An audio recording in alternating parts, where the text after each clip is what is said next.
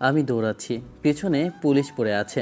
দৌড়াতে দৌড়াতে একটা গলির ভিতরে ঢুকলাম, কিন্তু মনে হচ্ছে বাঁচতে পারলাম না, কারণ সামনেও পুলিশ দাঁড়িয়ে আছে। আশপাশ দিয়ে পালাবো সেটার উপায় নেই, ধরা এবার পড়তেই হবে। তুই এবার পালিয়ে যাবি কোথায় শুনি? তোকে যতবার ধরার চেষ্টা করেছি ততবার আমার হাত থেকে পালিয়েছিস। এবার তোর আর পালানোর কোনো সুযোগ নেই। কি করব ভাবছি, মনে হচ্ছে আবার জেলে যেতে হবে। দেখি পুলিশিনী পিস্তল তাক করে আমার দিকে এগিয়ে আসে। একে একে সবাই ঘিরে ধরেছে। বাজারের ব্যাগ রেখে হাত উপরে করে স্যালেন্ডার করলাম। পুলিশিনী এসে হ্যান্ডকাপ পরিয়ে বলল, এবার তুই পালাবি না?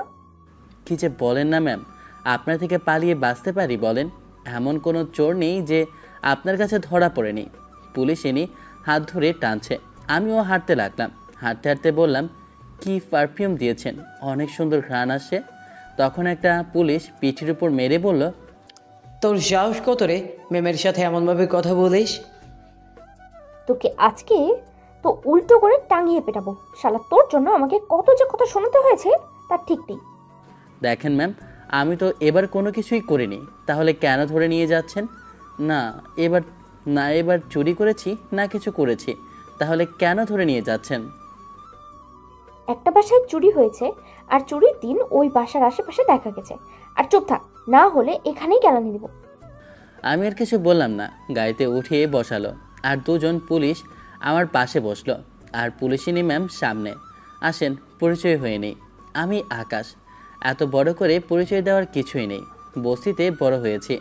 আর বাকিদের পরিচয় দেওয়ার কিছুই নেই, কারণ আমার কেউ নেই। আমাকে দেখার মতো কেউ নেই, আমাকে আটকানোর মতো কেউ নেই, কারণ আমি এতিম। বাবাকে দেখিনি, আমার জন্মের আগেই মারা গেছে। আর মাকে দেখেছি, কিন্তু যখন আমার 7 বছর বয়স তখন সেও অসুস্থতায় মারা যায়। আমি একজন চোর, পেট কিভাবে চলবে সেটা ভেবেই এটা ওটা চুরি করে খাওয়া শুরু করি। সেই যে চুরি করা শুরু, এটা আর বাদ দিতে পারিনি, অভ্যাস হয়ে গেছে। 2বার জেলে যাওয়া হয়েছে, এবার দিয়ে 3বার। স্যার, এই ঘড়িটা তো অনেক সুন্দর, কত টাকা নিয়েছে? এই একদম এদিকে নজর দিবি না। এটা যদি চুরি করেছিস তাহলে তোর হার একটাও আস্ত রাখবো না। তোর চুরি করার লেভেল অন্যরকম। কি যে বলেন স্যার, মনে হচ্ছে কাছের কেউ দিয়েছে, তাই খুব মায়া আছে। তোর জেনে কি হবে? চুপচাপ বসে থাকতে পারিস না? আর কিছু বললাম না, চুপচাপ বসে থাকলাম। একটু পরে থানায় এসে হাজতে ভরে দিল। ম্যাম, সত্যি আমি চুরি করিনি। এই, কেউ এটাকে চেয়ারে ভালো করে বাঁধেন, তারপর চুরির মাল কোথায় রেখেছে সেটা বের করেন। সত্যি বলছি ম্যাম, আমি চুরি করিনি। দুজন কনস্টেবল এসে টেবিলের উপর 4 পা হাত বাঁধল। তুই সময় থাকতে স্বীকার কররা, তাহলে মায়ের থেকে বেঁচে যাবে।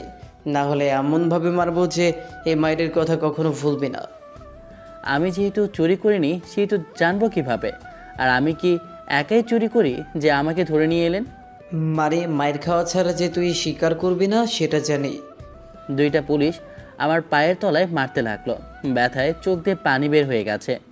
আমি এবার চুরি করিনি তো স্বীকার করব কেন? আর জানবো কিভাবে যে কে চুরি করেছে?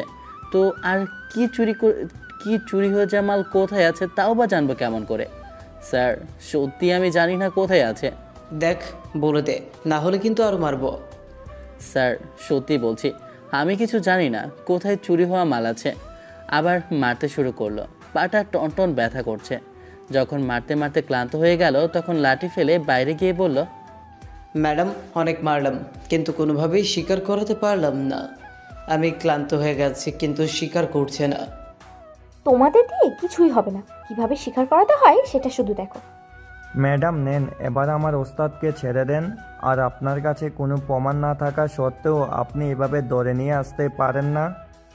এই, তোর থেকে আমাকে শিখতে হবে কোনটা ভুল আর কোনটা সঠিক। এইসব উকিলের জন্য অপরাধীরা ছাড়া পেয়ে যাচ্ছে। এই কনস্টেবল, ছেড়ে দাও ওটাকে। আমার মক্কেল নির্দোষ। কিছুদিন থেকে আমার মক্কেল তার বাসায় ছিল, কোথাও কিছু করেনি। আমার কাছে যথেষ্ট পরিমাণে প্রমাণ আছে। এই, ছেড়ে দাও। একে ওকে না ধরে আসল অপরাধীকে ধরেন। ব্যর্থতা ঢাকাতে আসল অপরাধীকে না গ্রেপ্তার করে নির্দোষকে ধরে নিয়ে এসেছে। একটা কনস্টেবল এসে আমার হাত পায়ের বাঁধন খুলে দিল। তারপর আমাকে ধরে বাইরে নিয়ে এলো। শান্ত আমার কাছে এসে আমাকে ধরে বাইরে নিয়ে এলো। শালা, এখন চুরি না করেও জেলে যেতে হচ্ছে। ওস্তাদ এখন এগুলো বাদ দিয়ে অন্য কাজ খুঁজে নাও, এমনভাবে আর কত মার খাবা? আরে এবার তো আমি কিছুই করিনি, কিন্তু এই পুলিশগুলো যে কেন আমাকে ধরে নিয়ে এলো বুঝলাম না। ও বাবা গো, কি ব্যথা করছে। তারপর একটা অটো নিয়ে চলে আসি বস্তিতে। শান্ত ওষুধ দিল আর পায়ে ব্যথার মলম লাগিয়ে মালিশ করে দিল। তুই জানলি কিভাবে যে আমাকে পুলিশ ধরে নিয়ে গেছে? দবির ভাই আছে না, উনি আমাকে ফোন দিয়ে বলল, আর সাথে সাথে আমি উকিলের সাথে কথা বললাম আর তোমাকে ছাড়ানোর ব্যবস্থা করলাম। খুব ভালো করেছিস, কিন্তু আর একটু আগে করলে এই মার থেকে বাঁচতে পারতাম রে। ও মা, কি ব্যথা। আরে ওই বেটা উকিলকে পাচ্ছিলাম না, তাই দেরি। আচ্ছা ওস্তাদ, ডাক্তার ডাকবো কি? খুব বেশি ব্যথা হলে ওই ডাক্তার ভাইকে ডাকবো? আরে না, কয়েকদিন একটু সমস্যা হবে, তারপর সব কিছু ঠিক হয়ে যাবে। ডাক্তার ডাকতে গেলেই খরচ হবে বেশি, তার থেকে বরং এই কয়েকদিন বসে বসে খাই। পা তো ফুলে যাবে। আরে বাদ দে, তেমন কিছু হবে না। ফোন দিলে আসিস তাহলেই হবে। তারপর শান্ত কিছুক্ষণ থেকে চলে যায়। আমি ফোন টিপতে থাকি আর ভাবতে থাকি কি করব। না, এগুলো ছেড়েই দিই, অন্য কাজ খুঁজি। শান্তর কথা বলি, এটাও এতিম, সবসময় আমার সাথেই থাকে। আমার থেকে একটু ছোট আর ওস্তাদ ওস্তাদ বলে ডাকে, কারণ চুরি করা আমি ওকে শিখিয়েছি। 5 দিন পরে দুপুরে আমি আর শান্ত টং দোকানে বসে আছি আর ভাবছি কি করব, মানে কি কাজ করব সেটা। কি রে, কি করা যায়? আমি তো আমার জন্য একটা গ্যারেজে কাজের কথা বলছিলাম, দেখা যাক কি বলে। তুই তোর জন্য শুধু কাজ দেখলি, এটা পারলি তুই? তুই আমাকে বাদ দিয়ে অন্য জায়গায় কাজ করতে পারবি? আরে বস, এত ইমোশনাল হচ্ছ কেন? ওখানে যদি একজন কাজের লোক লাগে তো আমি কি করব? আচ্ছা, আর কোনো কাজের খোঁজ পেলে তোমাকে বলবো। আচ্ছা ঠিক আছে। আর তুই কবে থেকে আমার থেকে আলাদা হচ্ছিস? এমনভাবে বলো কেন? সকাল থেকে 1টা পর্যন্ত, আবার বিকাল 4টা থেকে রাত 9টা পর্যন্ত। কত টাকা করে দিবে? 9,000 টাকা করে দিবে বলেছে, এটাই অনেক টাকা। ও আচ্ছা, অনেক কাজ করা লাগবে তো। টাকা তো কষ্ট করেই কামাতে হয়। ঘটনা কি রে, আজকে দেখি বড় বড় কথা বলিস। এত সব কিছু শিখলি কিভাবে? আরে আশেপাশে থেকে শিখে গেছি। আচ্ছা ওস্তাদ, বিয়ে করবে না? একটা বাবি নিয়ে এসে তারপর রান্না করে আমাদের খাওয়াবে। মানে তুই আমার বউয়ের সাথে লাইন মারবি, তাই তো? তার জন্য বিয়ের কথা বলছিস, বউয়ের কথা বলছিস? আরে না ওস্তাদ, বাবি হচ্ছে মায়ের মতো, কেন এমন করতে যাব? এমন কিছু হবার আগে যেন আমার মৃত্যু হয়। বাহ, তোর কথা পছন্দ হলো, এই জন্য তোকে আমার এত পছন্দ হয়। আচ্ছা, দুপুরে খেয়েছিস? চল দুজন আজকে ভালো মন্দ খেয়ে আসি। চলো তাহলে, অনেক দিন ভালো মন্দ খাওয়া হয় না। আচ্ছা চল। তারপর দুজনে একটা হোটেলে এলাম, এসে পোলাও আর গরুর মাংস খেয়ে বেরিয়ে এলাম। এখন কি করবি? চলো তোমার জন্য কাজ খুঁজি, দেখি কোথায় কাজ খুঁজে পাওয়া যায় কিনা। চল। তারপর আমি আর শান্ত বেরিয়ে পড়লাম কাজের খোঁজে, কিন্তু এত খুঁজে কোনো কাজ পেলাম না। বাপরে, এত কঠিন। কঠিন তো হবে ওস্তাদ। ওস্তাদ, ভাবছি আমি বিয়ে করব। হ্যাঁ, এত তাড়াতাড়ি বিয়ে? তোর বয়স মাত্র 19 হলো। তো কি হয়েছে, এখন কাজ পেয়েছি, একটা মেয়েকেও পছন্দ, তাই ভাবছি বিয়েটা করে নিব। ওই যে মানসুর আলী আছে না, ওনার মেয়ের সাথে। তোর সাথে বিয়ে দিতে রাজি হয়ে গেল? বাহ, ভালোই তো, তোরই কপাল রে। তাই বলছি, তুমিও একটা মেয়ে দেখে বিয়ে করে নাও। আমাকে কে মেয়ে দিবে শুনি? তুই বিয়ে কর, তারপর ভেবে দেখব। তারপর দুজনে কথা বলতে বলতে একটা চায়ের দোকানে এসে বসলাম। কাজ করতে করতে বিকেল হয়ে গেছে। চাওয়ালা 2 কাপ চা দিল, চা খেয়ে বাইরে এলাম। এখন কি করবি? আমি তো ওই মেয়েটার সাথে দেখা করতে যাব। আচ্ছা থাকো, এখন আমি যাই। আচ্ছা যা তাহলে। শান্ত চলে গেল। আমি এদিকে সেদিকে ঘুরে এখানে ওখানে আড্ডা দিয়ে বাড়িতে এলাম। এমনভাবে কয়েকদিন গেল। শান্ত ইতিমধ্যে যে গ্যারেজে কাজের কথা বলছিল ওখানে কাজ করা শুরু করে দিয়েছে। আমি এখন পর্যন্ত কোনো কাজ পেলাম না। শালা কাজ খোঁজার মুখের কথা নয়, এত হ্যাপা জানা ছিল না। এই শোন, শান্ত বলছি, তুই কাজ করছিস? চুরি ছেড়ে দিয়েছিস নাকি? আরে অনেক দিন থেকে এইসব করি না, তারপরেও পুলিশ আমাকে এসেই টার্গেট করছে। আচ্ছা, তোমার খোঁজে কোনো কাজ আছে নাকি? আছে, কিন্তু তোকে কি নেবে যদি তুই টাকা ক্যাশ থেকে মেরে দিস? চোর আছে, কিন্তু যেই থালায় খাই সেটা ফুটো করি না। আর আমার ভরসায় ক্যাশ রেখে গেল না। আচ্ছা তুমি বলো এটা কোথায়? এটা থানার পাশে যেই মেয়ের হোটেল আছে না, ওইটা। কাজের ছেলে খুঁজছিল, যদি তুই কাজ করিস তাহলে বিকেলে যেয়ে দেখা করতে পারিস। আমি এখনই যাব। আচ্ছা থাকো, আমি ঘুরে আসছি ওখান থেকে। আমি কাজ খুঁজে নিলাম, কিন্তু তুই আমাকে কিছু বকশিস দিবি না? এখনও কাজ পেলাম না, শিওর না কাজ হবে কি না তাও জানা নেই। তার আগে তুমি বকশিস চাইছো? আগে কাজ পেয়ে নিই, তারপর কিছু পেলে দেওয়া যাবে। আচ্ছা ঠিক আছে, যা তাহলে। ওখান থেকে অটোতে করে চলে আসি থানার সামনে। হোটেলে এলাম, এসে মালিকের সাথে কথা বলতে বলতে কাজের লোক নাকি নিয়ে নিয়েছে। কেমনটা লাগে, কোনো রকম কাজের সন্ধান পেলাম কিন্তু কাজটা পেলাম না। হোটেল থেকে বেরিয়ে চলে আসি বাইরে, তখন একজন ডাক দিয়ে দিল। গিয়ে বললাম, জি বলেন। আমার একজন কাজের লোক লাগবে, মাসে 7,000 দিব, আর 3 বার খাবার। কাজ করলে বল। একটু ভেবে বললাম, আচ্ছা ঠিক আছে করব, কিন্তু কবে থেকে কাজে আসবো? আগামীকাল থেকেই আসিস, কারণ আমার একজন লোক কম হয়ে গেছে। আচ্ছা ঠিক আছে, যাক এক জায়গায় তো কাজটা হলো। আগামীকাল সকাল সকাল চলে আসবি কাজে। আচ্ছা, তারপর ওখান থেকে চলে আসি বাজারে। বাজারে এসে খেয়ে বাড়িতে আস্তে আস্তে ধবির ভাইয়ের সাথে দেখা। এই ভাই, তুমি এমন একজনের কাছে পাঠালে কি বলবো। কেন হয়েছে? গিয়ে কথা বলতেই বলে কাজের লোক রেখে দিয়েছে। এটা কোনো কথা হলো? ও লোক পেয়েছে, আমাকে জানাবে না? আচ্ছা, আর কাজের খোঁজ পেলে তোকে জানাবো। তোমাকে আর খুঁজতে হবে না। আমি হোটেল থেকে বেরিয়ে আসতে যাব, তখন পাশের হোটেল থেকে ডেকে বলে কাজের লোক লাগবে। ওখানে হ্যাঁ বলে চলে এলাম। ভালো করেছিস, ওখানে তাহলে কাজ কর। আচ্ছা ঠিক আছে, যাই এখন গিয়ে একটু ঘুমাই। তারপর চলে এলাম বাড়িতে। সব জায়গায় দালালে ভর্তি। বাড়িতে এসে লম্বা একটা ঘুম দিলাম। রাতে, কিরে তোর কাজ শেষ? হ্যাঁ ভাই, তোমার কাজের কি খবর? কোনো কাজ খুঁজে পেয়েছো? দবির ভাই এক জায়গায় পাঠালো, কিন্তু ওখানে কাজ পাইনি। পেলাম তার পাশের হোটেলে। থানার সামনে বিসমিল্লা হোটেল আছে না, ওখানে। বাহ, ভালোই তো। আচ্ছা, তুমি তাহলে এই খুশিতে খাওয়াবে না? তুই আবার কি খাবে? আবার ভালো মন্দ কিছু খাওয়াও। চল, ওখান থেকে একটা রেস্টুরেন্টে এলাম। দুজন খেয়ে নিজ নিজ বাসায় চলে আসি।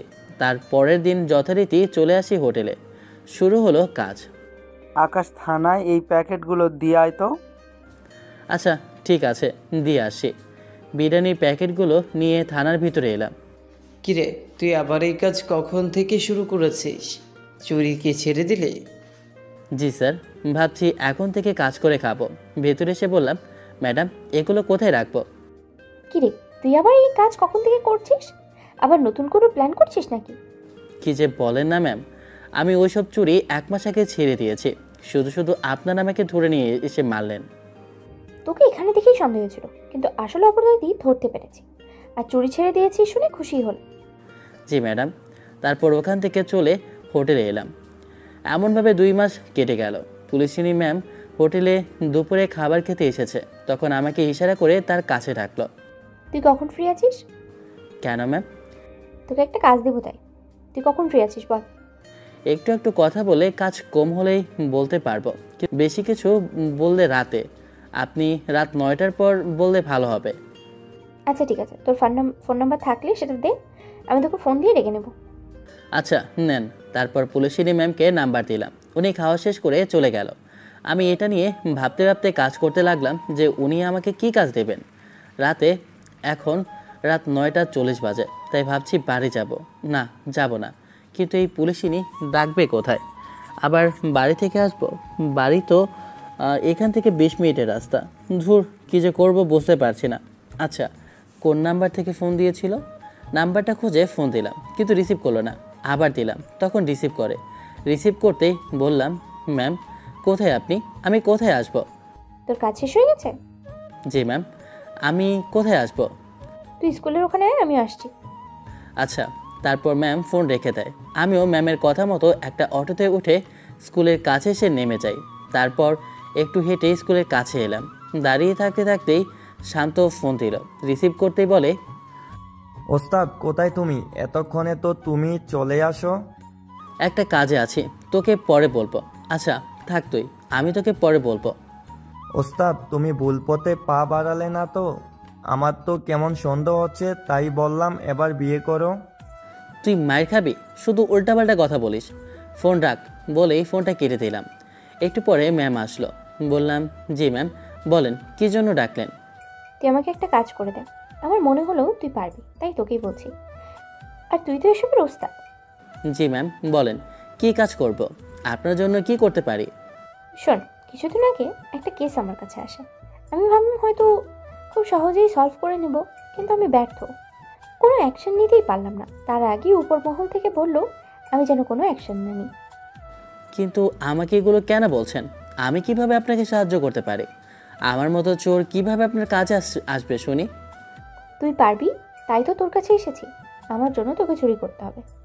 দেখেন ম্যাম, আর এগুলো করতে পারবো না। আমি এইসব চুরি ছেড়ে দিয়েছি। আপনারা চুরি করলে ধরে নিয়ে যান, আর আপনারা এবার চুরি করতে বলেন। আর আপনি যেহেতু এই কথা বলছেন, তাহলে মনে হচ্ছে এই কাজ সহজ হবে না। অনেক ঝামেলা আছে, অনেক বিপদ আছে। তুই শুধু আমাকে কাজটা করে দে, আমি তোর কথা কাউকে বলবো না। শুধু তুই আর আমি ছাড়া আর কেউ জানবে না। আচ্ছা তুই আমার সাথে আয়, একটা জিনিস তোকে দেখাই, তারপরে তোর ইচ্ছে। আচ্ছা চলেন। পুলিশিনী ম্যাম গাড়িতে উঠে আমাকে গাড়িতে উঠতে বলল, তাই গিয়ে উঠলাম। পুলিশিনী আর কিছু বলল না, আমিও কিছু বললাম না। একটু পরে হাসপাতালে এসে থামলো, নেমে আমাকে তার পিছনে ডাকলো। তাই আমিও তার পিছু পিছু আসতে লাগলাম। তার সাথে সাথে একটা কেবিনে এলাম। দেখি একটা মেয়েকে অক্সিজেন মাস্ক পরে আছে, মুখে অনেক কেটে যাবার দাগ আছে। এখানে কেন নিয়ে এলেন? মেয়েটাকে দেখেছিস? মেয়েটা এতিম, এই পৃথিবীতে ওর কেউ নেই। এবার ক্লাস 10-এ পড়ে। হয়তো অনেক আশা, অনেক স্বপ্ন আছে, কিন্তু মেয়েটার স্বপ্ন, আশা সব কিছু নিতে বসেছে। মেয়েটাকে ধর্ষণ করা হয়েছে আর হত্যা করার চেষ্টা করেছে, কিন্তু কোনো একভাবে বেঁচেও গেছে। রাতে ডিউটি শেষ করে যখন বাসায় ফিরছিলাম, তখন এই মেয়েটাকে মেহগনি বাগান আছে না, ওইখানে পাই। মেয়েটা তখন জ্ঞান ছিল না। আমি হাসপাতালে এসে ভর্তি করাই। যখন জ্ঞান ফিরে আসে, তখন তাকে জিজ্ঞেস করি যে ওর এরকম অবস্থা কে বা কারা করেছে। তারপর ওর সাথে কী কী হয়েছে সব কিছুই বলে। এগুলোর সাথে এখানে একজন পাতি নেতার ছেলে সহ আরও কয়েকজন জড়িত। আমি বাদী হয়ে থানায় একটা মামলার দায় করি, কিন্তু ওদের ধরতে গিয়ে পিছু হটতে হয়েছে। পিছু হটতে হলো কেন? আপনি পুলিশ, আপনাকে বাধা দিবে কে? তারা কি এতটাই শক্তিশালী? যদি না হয় তাহলে কিভাবে এমপির থেকে ফোন আসে সে আমি এই কেস নিয়ে যেন কিছুই না করি? শুধু কি তাই? মেয়েটা বলে ওর মা বাবাকে নাকি তারাই হত্যা করেছে। আপনি পুলিশ হয়ে একজন এমপিকে ভয় পাচ্ছেন? আপনার পুলিশ বাহিনী এতটা দুর্বল? একজন এমপিকে দেখে ভয় পেয়ে কেস থেকে পিছু সরছেন? ওদের ধরে নিয়ে এসেছিলাম, কিন্তু যথেষ্ট প্রমাণ থাকা সত্ত্বেও ছেড়ে দিতে হয়েছে। বলেছে মেয়েটার স্বীকারোক্তি নিয়ে শুধু হবে না, আরও প্রমাণ চাই। ডিএনএ টেস্ট সহ সব করা হয়েছে, তাও কাজ হচ্ছে না। আর কী প্রমাণ করব বুঝতে পারছি না। আমি প্রমাণ জোগাড় করতে পারছি না। যেই বাড়িতে এই ঘটনা ঘটেছে সেখানে ঢুকতে পারছি না, সেটা নাকি এই মেয়েটার। কি আছো, এটা কোনো কথা হলো? তোকে কীভাবে যে বোঝাই, আমরা চেয়েও অনেক কিছু করতে পারি না। ওই বাড়িতে সিসিটিভি আছে, তার মানে কম্পিউটারে আছে। যদি হার্ড ডিস্কটা পেতাম তাহলে অনেক ভালো হতো। তুই কোনোভাবে এটা এনে দিতে পারবি? যেখানে আপনারা যেতে পারেননি সেখানে আমি কিভাবে পারবো? আমি কিছু করতে পারবো না। মেয়েটাকে দেখে তোর একটুও মায়া হয় না? হলেও আমার কিছু করার নেই। আপনি অন্য কাউকে বলেন, এগুলো কাজে এক্সপার্ট অনেকেই আছে। আপনি তাদের কাউকে বলেন। আমি এখন যাই, বাড়িতে গিয়ে ঘুমাতে হবে, আবার সকালে উঠে কাজে আসতে হবে। বলেই পিছু ঘুরে চলে আসতে যাব, তখন যদি তোর আপন বোন হতো তাহলে কি তুই এমনভাবে চলে যেতে পারতি? আমি পারছি না দেখেই তোকে বলছি, না হলে কি তোকে বলতাম? আমার টিমের কয়েকজন তাদের সাথে জড়িত, অনেক কথাই তাদের ফাঁস করে দিচ্ছে। পুলিশিনীর কথা শুনে দাঁড়িয়ে গেলাম। কি বলবো বুঝতে পারছি না। এগুলো ছেড়ে দিব ভাবছি, কিন্তু মনে হচ্ছে আর ছাড়তে পারলাম না। আমাকে ওই বাসা দেখিয়ে দেন, আর কোন ঘরে এসব কিছু পাওয়া যাবে বলেন। ধন্যবাদ, চল আমার সাথে। আমার কথা যেন কেউ না জানে। আমি কোনো ঝামেলায় জড়াতে চাই না। তোর কথা কেউ জানবে না। আচ্ছা আমার সাথে চল, তোকে ওই বাসা দেখিয়ে দিচ্ছি। আচ্ছা ঠিক আছে। তারপর পুলিশিনী ম্যামের সাথে চলে এলাম ওই বাড়ির সামনে। পুলিশিনী দূর থেকে বাড়িটা দেখিয়ে বলল, ওই বাসাটা দেখছিস ওটা, আর ওই রুমটা দেখছিস, ওই রুমে নাকি কম্পিউটার আছে। আচ্ছা ঠিক আছে, এখন চলেন। আমাকে 2 দিন সময় দেন, আপনার কাজ হয়ে যাবে।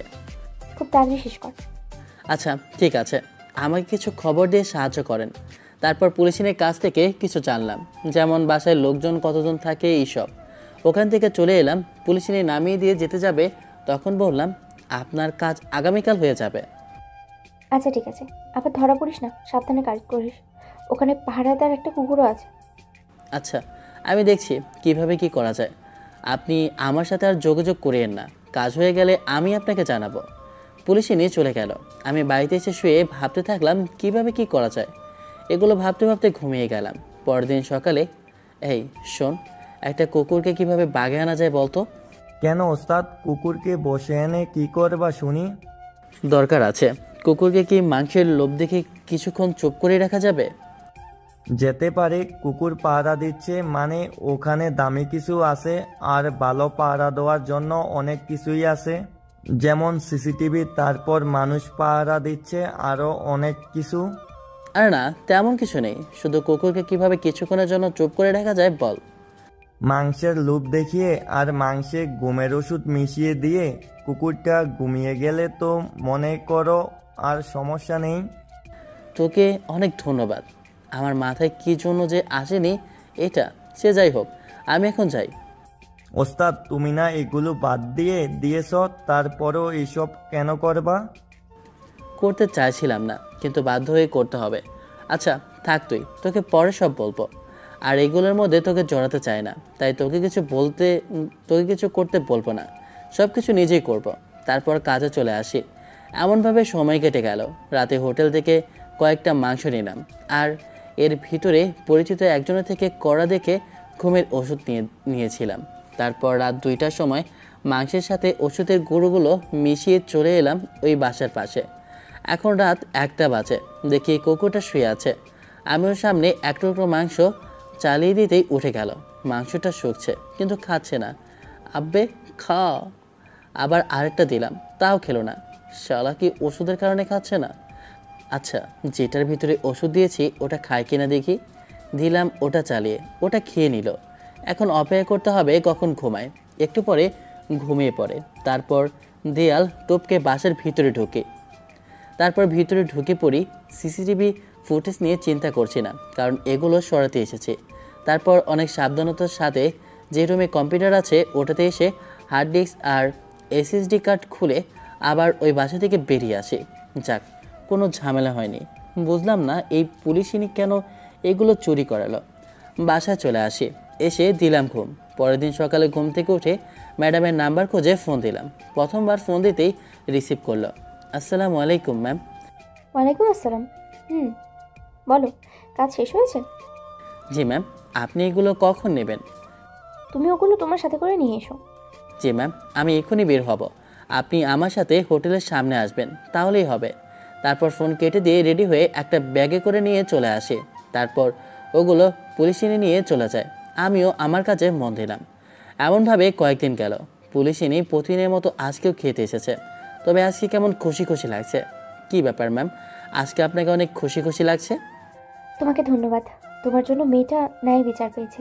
যেহেতু ওই বাসার সব ঘটনা ঘটেছিল, সেহেতু সব ফুটেজ রেকর্ড হয়েছিল। তারা ভাবেনি যে এটা কেউ চুরি করতে পারে। তোমার জন্য সব কিছুই হয়েছে, তাই তোমাকে অনেক ধন্যবাদ। ও আচ্ছা, ভালো তো, কিন্তু এরপরে আর কোনো কাজ দিতে পারবো না। এই, তোর আর কোনো কাজ নেই? একজনের কাছে এমনভাবে দাঁড়িয়ে থাকলে হবে? আচ্ছা থাকেন, মালিক রেগে গেছে। তারপর কাজ করতে লাগলাম। পুলিশ এনে খেয়ে চলে গেল, আর আমিও আমার মতো কাজ করতে লাগলাম। রাতে একজনকে আমার পছন্দ হয়েছে। ও ওস্তাদ, তো মেয়েটা কে শুনি? মেয়েটা কি জানে তুমি তাকে পছন্দ করো? আর না, এই কথা জানলে বা বুঝতে পারলে আমার কপালে দুঃখ আছে। এটা ভালোবাসা না রে পাগলা, এটা অনেক বড় অপরাধ। ভালোবাসা অপরাধ কেন হবে শুনি? কি ভুলভাল বলো ওস্তাদ। অবশ্যই অপরাধ। যদি তুই তোর থেকে সুন্দর কাউকে ভালোবাসিস তাহলে তুই অপরাধী। যদি তুই তোর থেকে বেশি শিক্ষিত কাউকে ভালোবাসিস তাহলেও তুই অপরাধী। তুই যদি তোর থেকে বড়লোক কাউকে ভালোবাসিস তাহলেও তুই অপরাধী। তুই যদি বেকার হয়ে চাকরিজীবী কাউকে ভালোবাসিস তাহলেও তুই অপরাধী। ওস্তাদ, মনে হচ্ছে বড়লোকের মেয়েকে পছন্দ করেছে। তাহলে বস ভুলে যাও, ওগুলো তোমার থেকে যোজন যোজন দূরে। সে থাকে আলিশান বাড়িতে আর তুমি থাকো বস্তিতে কুড়ে ঘরে। যদি মেয়েটা জানে তাহলে তোমাকে জোতাবে ওস্তাদ। তার জন্য তো বলবো না, শুধু দূর থেকে দেখবো। সে যাই হোক, পছন্দ থাকতেই পারে, তাই না? পছন্দ করা তো খারাপ কিছু না। সে বাদ দিয়ে তোর খবর কি? আমার সব কিছু তো ঠিকই আছে, এবার বেতন পেলেই বিয়েটা করে নিব। ও আচ্ছা, বিয়ে কর, বাচ্চা পয়দা কর, তারপর আমি বিয়ে করলে করব। তারপর শান্তর সাথে একটু আড্ডা দিয়ে রাত 11টার দিকে বাসায় চলে আসে। এসে ঘুমিয়ে পড়ি। এমনভাবে বেশ কিছুদিন চলে গেল। আজকে হোটেল বন্ধ ছিল, কারণ মালিকের বাবা মারা গেছে, তাই আমারও ছুটি।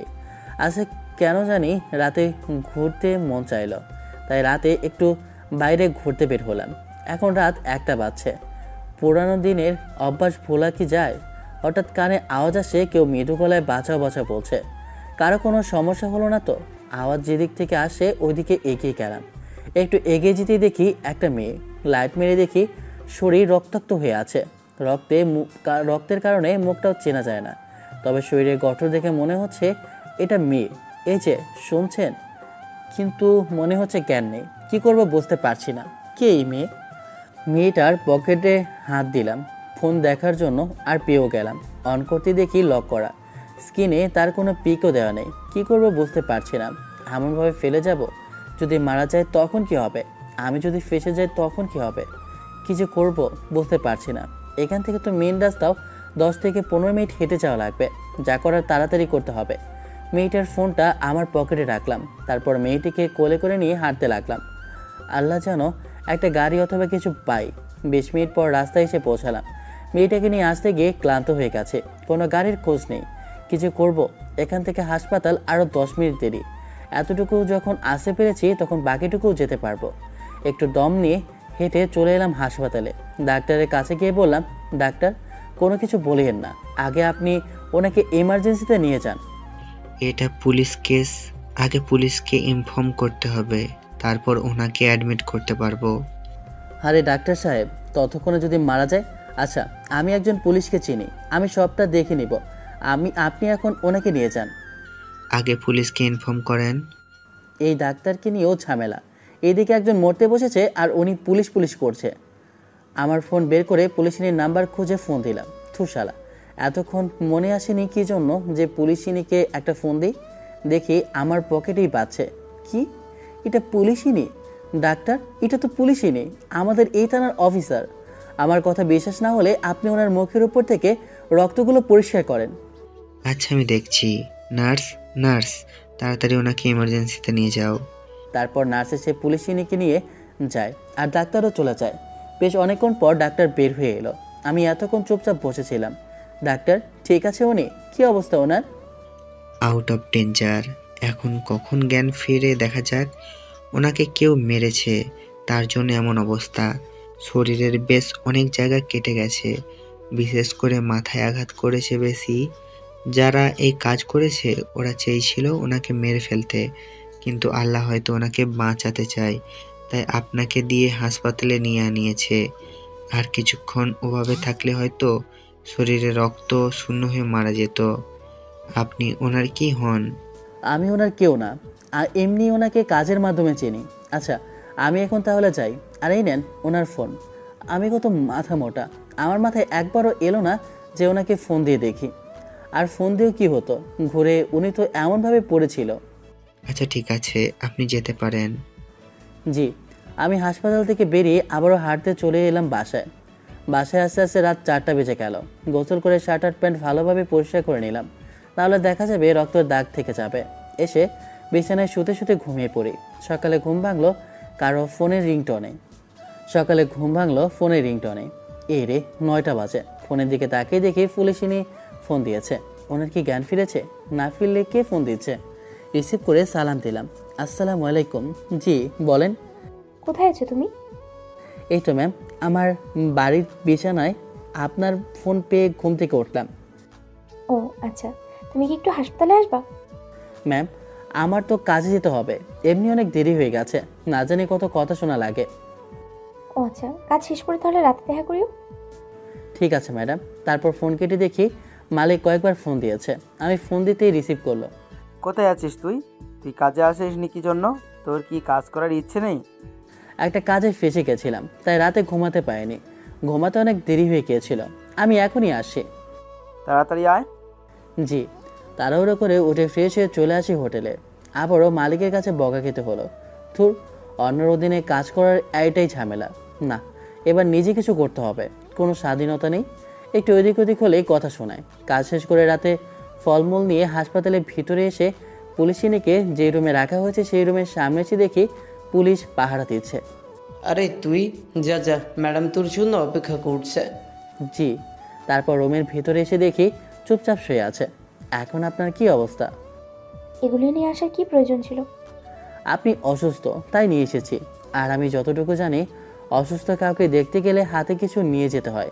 সে যাই হোক, আপনার এমন অবস্থা কিভাবে হলো? কি করেছে সেসব বুঝতে পারছি, কিন্তু যথেষ্ট প্রমাণ আমার কাছে নেই। আগে সুস্থ হয়ে নিই, তারপর ওদের ব্যবস্থা করব। ও, আপনার বাসার লোকজন কাউকে দেখি না। আপনার বর কোথায়? আব্বু আম্মু ছিল, চলে গেছে। আর বিয়ে করিনি তো, বর কোথা থেকে আসবে? আমি ভাবলাম আপনি বিবাহিত, একটা বাচ্চাও আছে, আর এখন বলেন বিয়েই করেননি। আপনি কি আমার সাথে মজা করছেন? তুমি কি আমার বেয়াই যে তোমার সাথে মজা করব? না, তেমন না। এখন কেমন অনুভব করছেন?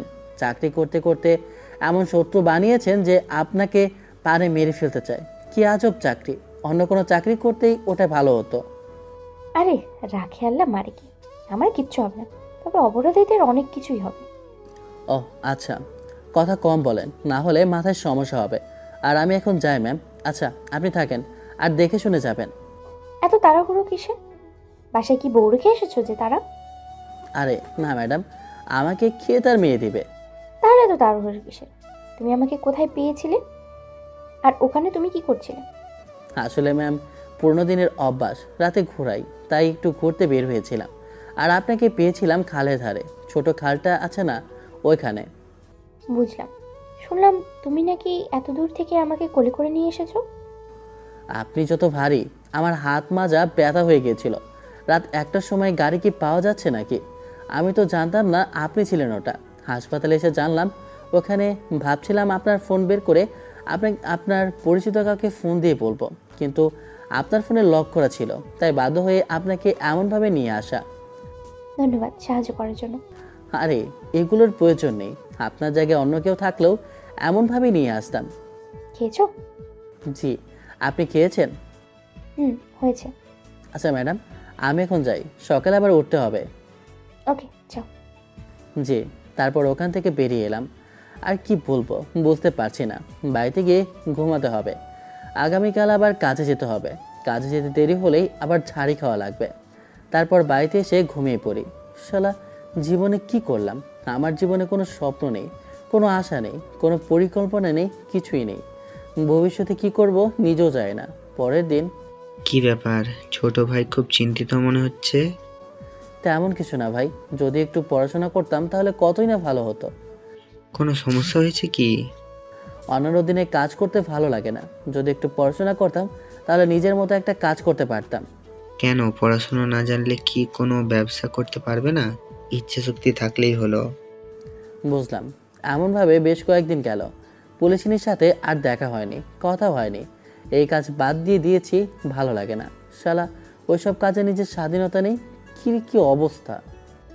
এই তো ভাই ভালো, কিন্তু তুমি কাজ বাদ দিলে কেন? এখন কি করবে? দেখি কি করা যায়। আর নিজে কিছু করব, কারো অধীনে কাজ করতে ইচ্ছে করছে না। একটা ভ্যান নিব, তারপর ভাবছি ফুটপাতে পোশাক বিক্রি করব। করো, দোয়া করি যেন সফলতা পাও। আমার কাছে তো তেমন টাকা পয়সা নেই, থাকলে আমিও কিছু করব, সেটাই ইচ্ছে আছে। ও আচ্ছা, আমি দবির ভাইকে বলে রেখেছি যেন ওই রকম একটা ভ্যান পেলে বলে। তারপর শান্তের সঙ্গে আড্ডা দিয়ে চলে আসি বাড়িতে। বাড়িতে আসতে আসতেই দবির ভাইয়ের ফোন রিসিভ করে বললাম, হ্যাঁ ভাই বলেন। তোর জন্য একটা ভ্যান পাওয়া গেছে, বিকেলে দেখতে যাস, পছন্দ হলে দরদাম করব। আচ্ছা ঠিক আছে। ফোন কেটে দিয়ে বিছানায় শুয়ে পড়লাম। ফোনটা বেজে উঠল। নাম্বার দেখে বুঝলাম পুলিশিনীর নাম্বার। ফোন রিসিভ করে সালাম দিলাম। আসসালামু আলাইকুম ম্যাডাম। জি বলেন। কি অবস্থা তোমার? আর দেখতে আসোনি, ফোন দিয়েও দেখোনি কেমন আছি। না আসলে ম্যাম, আমি কি বলবো, আমার যতটুকু করেছি। আর কি করব বলেন? আপনি পরিচিত কেউ হলে বা আত্মীয়র ভিতরে কেউ হলে খোঁজ নিতাম, যদিও আত্মীয় স্বজন হলেও কেউ খোঁজ খবর নেয় না। আর আমাদের ভিতরে তো চোর পুলিশের সম্পর্ক। তাই না? কেন, বন্ধু তো হওয়া যায়, তাই না? কি যে বলেন না ম্যাম, পুলিশের সাথে দোস্তি করা মানে নিজের সর্বনাশ নিজে করা। বন্ধু মনে করে কখন কি গোপন কথা বলে দিব, তখন দেখা যাবে হাজতে যেতে হবে। তাহলে গোপন কথা বললে না, যেটাতে তোমাকে সমস্যায় পড়তে হবে, সেটা আমাকে কি জন্য বলবা শুনি? তাও একটা কথা, কিন্তু পুলিশের সাথে চোরের বন্ধুত্ব, এটা কেমন দেখায়? কি নিজেকে চোর চোর বলছো? তুমি না চুরি চুরি দিয়েছো, তাহলে নিজেকে চোর চোর বলছো কেন? মানুষের যেমন একটা ডাকনাম থাকে, ঠিক আমারও তেমন একটা ডাকনাম। সেটা বড় কথা নয়। আপনি এখন কোথায়, হাসপাতালে না আপনার বাসায়? আরে এখানে আমার বাসা না তো, আমি এখানে ভাড়া বাসায় থাকি। আমার বাসা বগুড়ায়। আব্বু মেজর আর ভাইয়া পুলিশের এসপি। হ্যাঁ, মনে মনে বললাম, আল্লাহ বাঁচিয়েছে। বাহ, আপনাদের পরিবারে দেখি সব আইনের লোক দিয়ে ভর্তি। আপনার বাবা আর ভাইয়ের দেখা দেখি আপনি পুলিশে ভর্তি হয়েছেন। তেমনটাই, ভাইয়া আর আব্বুকে দেখেই শিখেছি, ওদের দেখেই ইচ্ছে হয়েছে, স্বপ্ন দেখেছি আর এখন পুলিশ হয়েছি। ও আচ্ছা, ভালো তো। আপনি আপনার বাড়িতে না গিয়ে এখানে কি করছেন? সেদিন দেখি আম্মু এখানে আছে। আম্মু আমাকে নিয়ে যেতে চেয়েছিল, কিন্তু আমি যাইনি, তাই আম্মু আর বাসায় যায়নি। আপনি বাসায় যান, বাসা থেকে সুস্থ হয়ে আসেন। বাসায় গেলেই বিয়ে দিয়ে দিবে, আর আমি এত তাড়াতাড়ি বিয়ে করতে চাই না। কম করে হলেও আরও 1 বছর পরে বিয়ে করব। ও, ভালোই তো। আচ্ছা রাখি, কাজ আছে একটু। ওকে। ফোন কেটে দিয়ে শুয়ে পড়লাম। আমার কাছে কোনো কথাই নাই। আসলে কি বলবো, খুঁজে পাচ্ছিলাম না। শুয়ে থাকতে থাকতে ঘুমিয়ে যাই, এমনভাবে যাচ্ছে দিন। এর ভিতরে যে কাজ করব ভাবছিলাম, সেটাও শুরু করে দিয়েছি। দেখতে দেখতে 2 মাস গেল। আমি নিজ থেকে ফোন না দিলেও পুলিশিনী ঠিকই মাঝে মধ্যে ফোন দিয়েছে, তবে বেশি কথা বলিনি। সত্যি বলতে কি বলবো, খুঁজেই পাচ্ছিলাম না। দুপুরে রাস্তার ধারে যখন ভ্যান নিয়ে দাঁড়িয়ে আছি, তখন পুলিশের গাড়ি আমার সামনে এসে থামলো। আমি কি আবার কোনো অপরাধ করেছি? আমার জানা মতে তো তেমন কিছু করিনি বলতে 2 দিন আগে একজনকে ধরে পিটিয়েছি, এর থেকে বেশি কিছু করিনি। গাড়ির দিকে তাকিয়ে আছে। যখন পুলিশিনী গাড়ি থেকে নামলো, তখন সব ভয় দূর হয়ে গেল। আমার কাছে এসে বলল, আজকে আবার চাকরিতে জয়েন করলাম, সত্যি বলতে তোমাকে দেখিয়ে দিলাম। ও আচ্ছা। আমি ভাবলাম যে আমি তো কিছুই করিনি, তাহলে পুলিশ আমার সামনে এসে থামলো কেন? আসলে চোরের মতো, তাই সবসময় পুলিশ পুলিশ করে। তাই তুমি পোশাক বিক্রি করবে শুনে ভাবলাম হয়তো ছোট করে কোনো দোকান ভাড়া নিয়েছো। আরে না, অত টাকা কোথায় পাবো?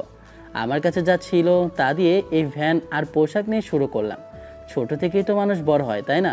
আল্লাহ দিলে ধীরে ধীরে সুস্থ সব কিছুই হবে। আচ্ছা তুমি তাহলে এখন তোমার কাজ করো, এগুলো নিয়ে পরে কথা বলবো। আর আমি আমার কাজে যাই, গিয়ে আমার সাথে যারা এমন করলো তাদের একটু খুঁজে বের করি। যা করবেন সাবধানে, আর সাবধানে থাকবেন। আচ্ছা ঠিক আছে, আর দোয়া করি ও যেন সফলতা পায়। জি। পুলিশই নিয়ে চলে গেল। আমি আমার মতো থাকলাম। রাত 9টার দিকে বাসায় চলে আসলাম। তারপর হিসেব করতে বসলাম, কত লাভ হলো। দিন শেষে দেখলাম ভালোই বেচাকেনা হয়েছে। গতকাল ছিল 300 আর আজকে 700, তবে গত পরশুদিন ছিল আবার 800। দেখি মাস শেষে কত টাকা হয়, লাভ লোকসান হয়। ফ্রেশ হয়ে চলে এলাম খেতে, দেখি আজকেও শান্ত আছে। কি রে, কি অবস্থা তোর? এই তো ওস্তাদ ভালো, তোমার কি অবস্থা? এমনভাবে কতদিন বাইরে খাবে? এবার বিয়েটা করে নে, তাহলে তো বাড়িতে খেতে পারিস। বিয়ে করবি করে আজকে 3 মাস হয়ে গেল, কিন্তু বিয়ে করলি না। আমার ঘরের চালা ঠিক করতে হবে ভাই। এই মাস শেষ হলে ভাবছি ঘরের কাজ করব, তারপর বিয়ে করব। কিন্তু তোমার ব্যবসা কেমন চলছে? আলহামদুলিল্লাহ। তারপর কথা বলতে বলতে খেয়ে বিল দিয়ে বাইরে এলাম। দুজনে কিছুক্ষণ আড্ডা দিয়ে বাড়িতে এসে শুয়ে আছি, তখন ফোন ভাইব্রেশন হচ্ছে। ফোনের দিকে তাকিয়ে দেখি পুলিশিনী ফোন দিয়েছে। আসসালামু আলাইকুম, কেমন আছেন ম্যাডাম? আলহামদুলিল্লাহ ভালো, তোমার কি অবস্থা? আলহামদুলিল্লাহ ভালো। খাবার খেয়েছেন? হয়েছে, তোমার? জি। কি করেন? আর কাজ নেই আজ? না, আজকে কোনো কাজ নেই, তবে আগামীকাল থাকবে। ও আচ্ছা। আপনার আম্মু কি চলে গেছে? না যায়নি, আর কয়েকদিন পরে যাবে। আচ্ছা তুমি এইসব কোথা থেকে কিনো? এই তো পাইকারি বাজার থেকে। কেন? তুমি ফ্যাক্টরি থেকে নিতে পারো না? তাহলে তো আরো বেশি লাভ হবে। কিভাবে নেব? কোনো উপায় নেই। আর আমরা ক্ষুদ্র ব্যবসায়ী, আমাদের কথা ওরা শুনবেও না। বেশি করে নিলে হয়তো আমলে নেবে, না হলে আমাদের দিকে ফিরেও দেখবে না। কথা বলা তো দূরের কথা, আর ফ্যাক্টরি ঢাকায় কিভাবে নিয়ে আসবো? যাব? আমি তো কিছুই চিনিও না, জানিও না। আমার একজন ফ্রেন্ড টেক্সটাইল ফ্যাক্টরিতে সহকারী ম্যানেজার হিসেবে তার সাথে মানে কাজ করে, ঠিক আছে? তো তার সাথে কথা বলতে পারি। তা ঠিক আছে, কিন্তু ওনারা কি পোশাক বানায়? আমি সবটা যেন তোমাকে বলবো, তুমি নিবা কিনা বলো? কম সম করে দিতে পারলে তো ভালো, কিন্তু কথা হচ্ছে দেবে কিনা দেখেন। আর দেখেন এমনভাবে ওনারা ছোট ব্যবসায়ীদের দেয় কিনা, বা দেশে দেয় না সব বিদেশি রপ্তানি করে। আচ্ছা দেখবো, একটা দোকান দিতে পারলে ভালো হতো না? টাকা নেই ম্যাডাম। টাকা আমি দিচ্ছি, যখন টাকা হবে তখন না হয় দিয়ে দিবা। অনেক টাকা লাগবে, আমি নিতে পারবো না। যদি লস হয় বা কোনো সমস্যা হয় তাহলে আপনার টাকা আমি কিভাবে দেব? না ম্যাডাম, আমি আপনার কাছ থেকে টাকা নিতে পারবো না। তখন আপনার কাছে আমি বাধা থেকে যাব। তোমার উপরে আমার ভরসা আছে, আমি জানি তুমি চাইলেই পারবা।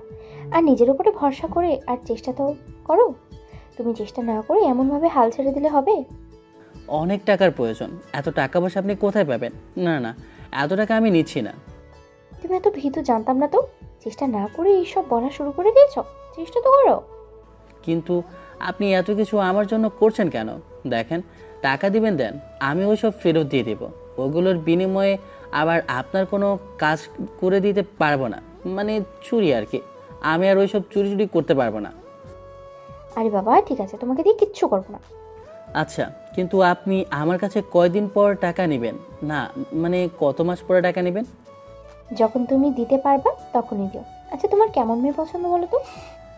আমার আবার পছন্দ ল্যাংড়া খোড়া কানা বইরা একটা মেয়ে হলেই হবে। আমার পছন্দ আর অপছন্দের কি আসে যায়? এটা কোনো কথা হলো? প্রতিটা মানুষেরই একটা পছন্দ অপছন্দ আছে। তোমারও পছন্দ আছে, অপছন্দ আছে, কিন্তু বলো যে বলতে চাইছো না। আসলে ম্যাম, আমার পছন্দ হলেই তো হবে না। আমি যাকে পছন্দ করি তাকেও তো আমাকে পছন্দ করে লাগবে। আমি কেমন আর আমার পছন্দ কেমন হতে পারে বুঝতেই তো পারছেন না। ও আচ্ছা, কাউকে তুমি পছন্দ করো? করেছিলাম, কিন্তু সে ধরাছোঁয়ার বাইরে, তাই ওইসব চিন্তা ভাবনা থেকে বাদ দিয়ে দিয়েছি। আপনার কেউ পছন্দের নেই? আপনি তো অনেক সুন্দর, বয়ফ্রেন্ড তো অবশ্যই আছে। উম, সত্যি বলতে ছিল একজন, কিন্তু বছর দেড়েক আগে ব্রেকআপ হয়ে গেছে। মানে ট্রেনিং থেকে এসে দেখি সে অন্য কারোর হয়ে গেছে। ট্রেনিংয়ের সময় কথা বলতে পারতাম না, তাই সম্পর্কে গ্যাপ তৈরি হয়, কথা বলা বন্ধ হয়, তারপর ব্রেকআপ। ভুলটা আমারই ছিল। আমাকে বারণ করেছিল চাকরি করতে, কিন্তু আমার স্বপ্ন ছিল তাই চাকরি করা। ও, আপনার তার দিকটা ভাবা উচিত ছিল, আর তারও উচিত ছিল আপনার স্বপ্ন পূরণ করা। কিন্তু এত তাড়াতাড়ি আরেকটা সম্পর্কে চলে গেল, এটা কেমন যেন। যদিও না জেনে কারো সম্পর্কে কিছু ভাবা উচিত নয়। সেটাই, আমি চাইছিলাম সম্পর্ক ঠিক করতে, কিন্তু সে করেনি। বলল যে যার সাথে এখন রিলেশনে আছে তার মনে আঘাত করতে পারবে না, তাকে ছেড়ে আমার কাছে আর ফিরতে পারবে না।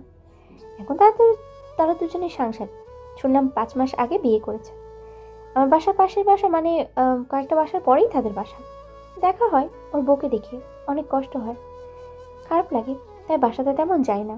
ছুটি পেলে বাইরে ঘুরতে যাই, কিন্তু বাসায় যাই না। ও, বুঝলাম। তার উচিত ছিল অপেক্ষা করা, আর আপনার উচিত হয়নি রিলেশন করার। জানেন, এই জব করবেন তাহলে কেন গেলেন প্রেম করতে? আর একটা মানুষ কতটা অপেক্ষা করতে পারে? অপেক্ষা করা অনেক কঠিন। অপেক্ষা করা অনেক কঠিন। অপেক্ষার প্রহর শেষ হতে চায় না। মনে হয় দিনরাত যায় না, এক জায়গায় স্টপ হয়ে থাকে। ও আচ্ছা, তারপর আরেকটু পুলিশিনীর সাথে কথা বলে ফোন রেখে দিয়ে ঘুমিয়ে পড়ি। কি রে, কার সাথে কথা বলছিলি? ফ্রেন্ড, নতুন একটা ফ্রেন্ড হয়েছে, তার সাথেই কথা বলছিলাম। ও আচ্ছা, কিন্তু তোকে না বলেছি ওই ছেলেটাকে নিয়ে আসতে? তাকে দেখতে চাই আর আপ্যায়ন করতে চাই। নিশ্চয়ই তুই ছেলেকে খুঁজে পাসনি বা বলিসনি। আরে ছেলেটাকে আমি চিনি, কিন্তু বলতে মনে থাকে না। আচ্ছা আমি আগামীকাল বলে দেবো, তুমি দুপুরে তাহলে ভালো মন্দ রান্না করিও। আচ্ছা ঠিক আছে, তুই ছেলেটাকে নিয়ে আসবি, ভুললে কিন্তু মাইর খাবি। মনে থাকবে, নিয়ে আসবো। এখন গিয়ে তুমি ঘুমাও আর আমাকেও ঘুমাতে দাও। পরের দিন ঘুম থেকে উঠে হাত মুখ ধুয়ে খাবার খেয়ে চলে এলাম ভ্যান নিয়ে। দেখা যাক আজকে কত টাকা হয়? 11টা নাগাদ পুলিশিনী আবার আমার কাছে এলো, এসে বলল, তোমাকে আজকে আমার দুপুরে আমার বাসায় যেতে হবে। কেন ম্যাম? আম্মু তোমাকে দেখতে চেয়েছে আর খাওয়াতেও চাইছে, বলছে আমি যেন তোমাকে নিয়ে যাই। অ্যাঁ, কেন? তুমি তার কত বড় উপকার করেছো আর তোমাকে দেখবে না? আচ্ছা সেটা বড় কথা নয়, কথা হচ্ছে ভালো পোশাক নেই, ওগুলো পরে চলে আসবা। আর 1.5 ঘন্টা পরে বটগাছের নিচে আমি অপেক্ষা করব, তুমি ওখানেই চলে আসবা, তোমাকে আমি ওখান থেকে রিসিভ করব। ও আচ্ছা, যাক, আজকে দুপুরে খাবারের টাকাটা বেঁচে গেল। পুলিশিনী চলে গেল। আমি 12:30টার দিকে বাড়িতে এসে গোসল করে পোশাক পরে ঘরে এসে দেখি ফোন বাজছে। ফোনের দিকে তাকিয়ে দেখি পুলিশিনী ফোন দিয়েছে। রিসিভ করে বললাম, জি আমি এক্ষুনি আসি, আপনি অপেক্ষা করেন। তোমাকে কখন আসতে বলেছি আর তুমি কখন আসো? এখন ঘরে তালা দিব, তারপর আর 5 মিনিট। ফোন কেটে দিয়ে ঘরে তালা দিয়ে হাঁটতে লাগলাম। 4 মিনিট পর হেঁটে চলে এলাম বটতলাতে। দেখি গাড়ি নিয়ে দাঁড়িয়ে আছে। কাছে গিয়ে বললাম, দুঃখিত, দেরি হয়ে গেছে। এসব না বলে তুমি গাড়িতে ওঠো। জি। গাড়িতে উঠে বসতেই পুলিশিনী গাড়িতে উঠে চালাতে লাগলো। একটু পরে একটা বিল্ডিংয়ের সামনে গাড়ি দাঁড় করিয়ে নেমে গেল। বুঝলাম এই বিল্ডিংয়ে তার বাসা, তাই আমিও নেমে গেলাম। আসো তুমি আমার সাথে। মাথা নাড়িয়ে ওনার সাথে হেঁটে চলে এলাম ওনার বাড়িতে। ভেতরে এসে দেখি একজন ভদ্র মহিলা। বুঝলাম এটা ওনার আম্মু। আসসালামু আলাইকুম, কেমন আছেন আপনি? ওয়ালাইকুম আসসালাম। আলহামদুলিল্লাহ ভালো, তোমার কি অবস্থা? জি আলহামদুলিল্লাহ ভালো। পুলিশিনী ইশারা করে বসতে বলল, তাই সোফায় বসলাম। তোমাকে কি বলেছি ধন্যবাদ দিব বা কিভাবে তোমার প্রশংসা করব জানি না। তুমি আমার কত মূল্যবান জিনিস বাঁচিয়েছো তুমি হয়তো জানো না। এমনভাবে বলেন কেন আন্টি? মানুষ মানুষের জন্য, আল্লাহ হয়তো ওনাকে বাঁচাতে চেয়েছিল, তাই ওখানে আমাকে নিয়ে গিয়েছিলেন। তা বুঝলাম, কিন্তু আমি এর বিনিময়ে তোমাকে কিছু দিতে চাই। না না আন্টি, আমার কিছু লাগবে না, আমার কিছুই চাই না। আমি তো কোনো কিছুর লোভে ওনাকে বাঁচাইনি। কিন্তু কোনো কিন্তু না আন্টি, আমাকে আপনার কিছু দেওয়া লাগবে না, আপনার থেকে আমার কিছুই চাই না। তোমার ফ্যামিলিতে কে কে আছে? আমার কেউ নেই। আমার জন্মের আগে আমার বাবা মারা যায়। আমার বয়স যখন 7 তখন আমার মা। সরি, আমি জানতাম না। জানলে এটা বলে কষ্ট দিতাম না। না আন্টি, কোনো সমস্যা নেই, এগুলো নিয়ে আর মন খারাপ করি না। আচ্ছা খেয়ে নাও, খেতে খেতে কথা বলা যাবে। এই তুইও খেতে বস। উঠে খাবার টেবিলে বসলাম। পুলিশিনীও বসলো আর আন্টিও। আন্টি আমাদের খাবার বেড়ে দিয়ে বললেন, বাকিটা তুমি তোমার মতো করে উঠিয়ে নিয়ে খাওয়া, একদম লজ্জা পাবে না, বুঝলে? জি, যদিও তেমন খেতে পারি না, তবে যতটুকু খেতে পারি ততটুকু খাবো, এর থেকে বেশি খাওয়া যাবে না। যখন খাবার খাওয়া শেষের পথে তখন আন্টি বলেন, তুমি তো কিছুই খেলে না, মাংস নাও, মাছ নাও। আন্টি এত খেতে পারি না, যতটা খাই অতটুকুই খেয়েছি। তুমি দেখি একটুও খেতে পারো না। এত বড় মানুষ অল্প খাবার খেলে চলে? এমনভাবে খাবার খেলে কি চলে? এমনভাবেই চলছে। এর থেকে বেশি খেতে না পারলে কি করব বলেন? আমার এক পেট ভাত হলেই হয়ে যায়। কি আর বলার, তোমার পড়াশোনা কত দূর? আন্টি আমার একটুও পড়াশোনা হয়নি। পড়াশোনা করাবে কে? টাকা পয়সা তো লাগতো, তাই না? তাই পড়াশোনা করা হয়নি।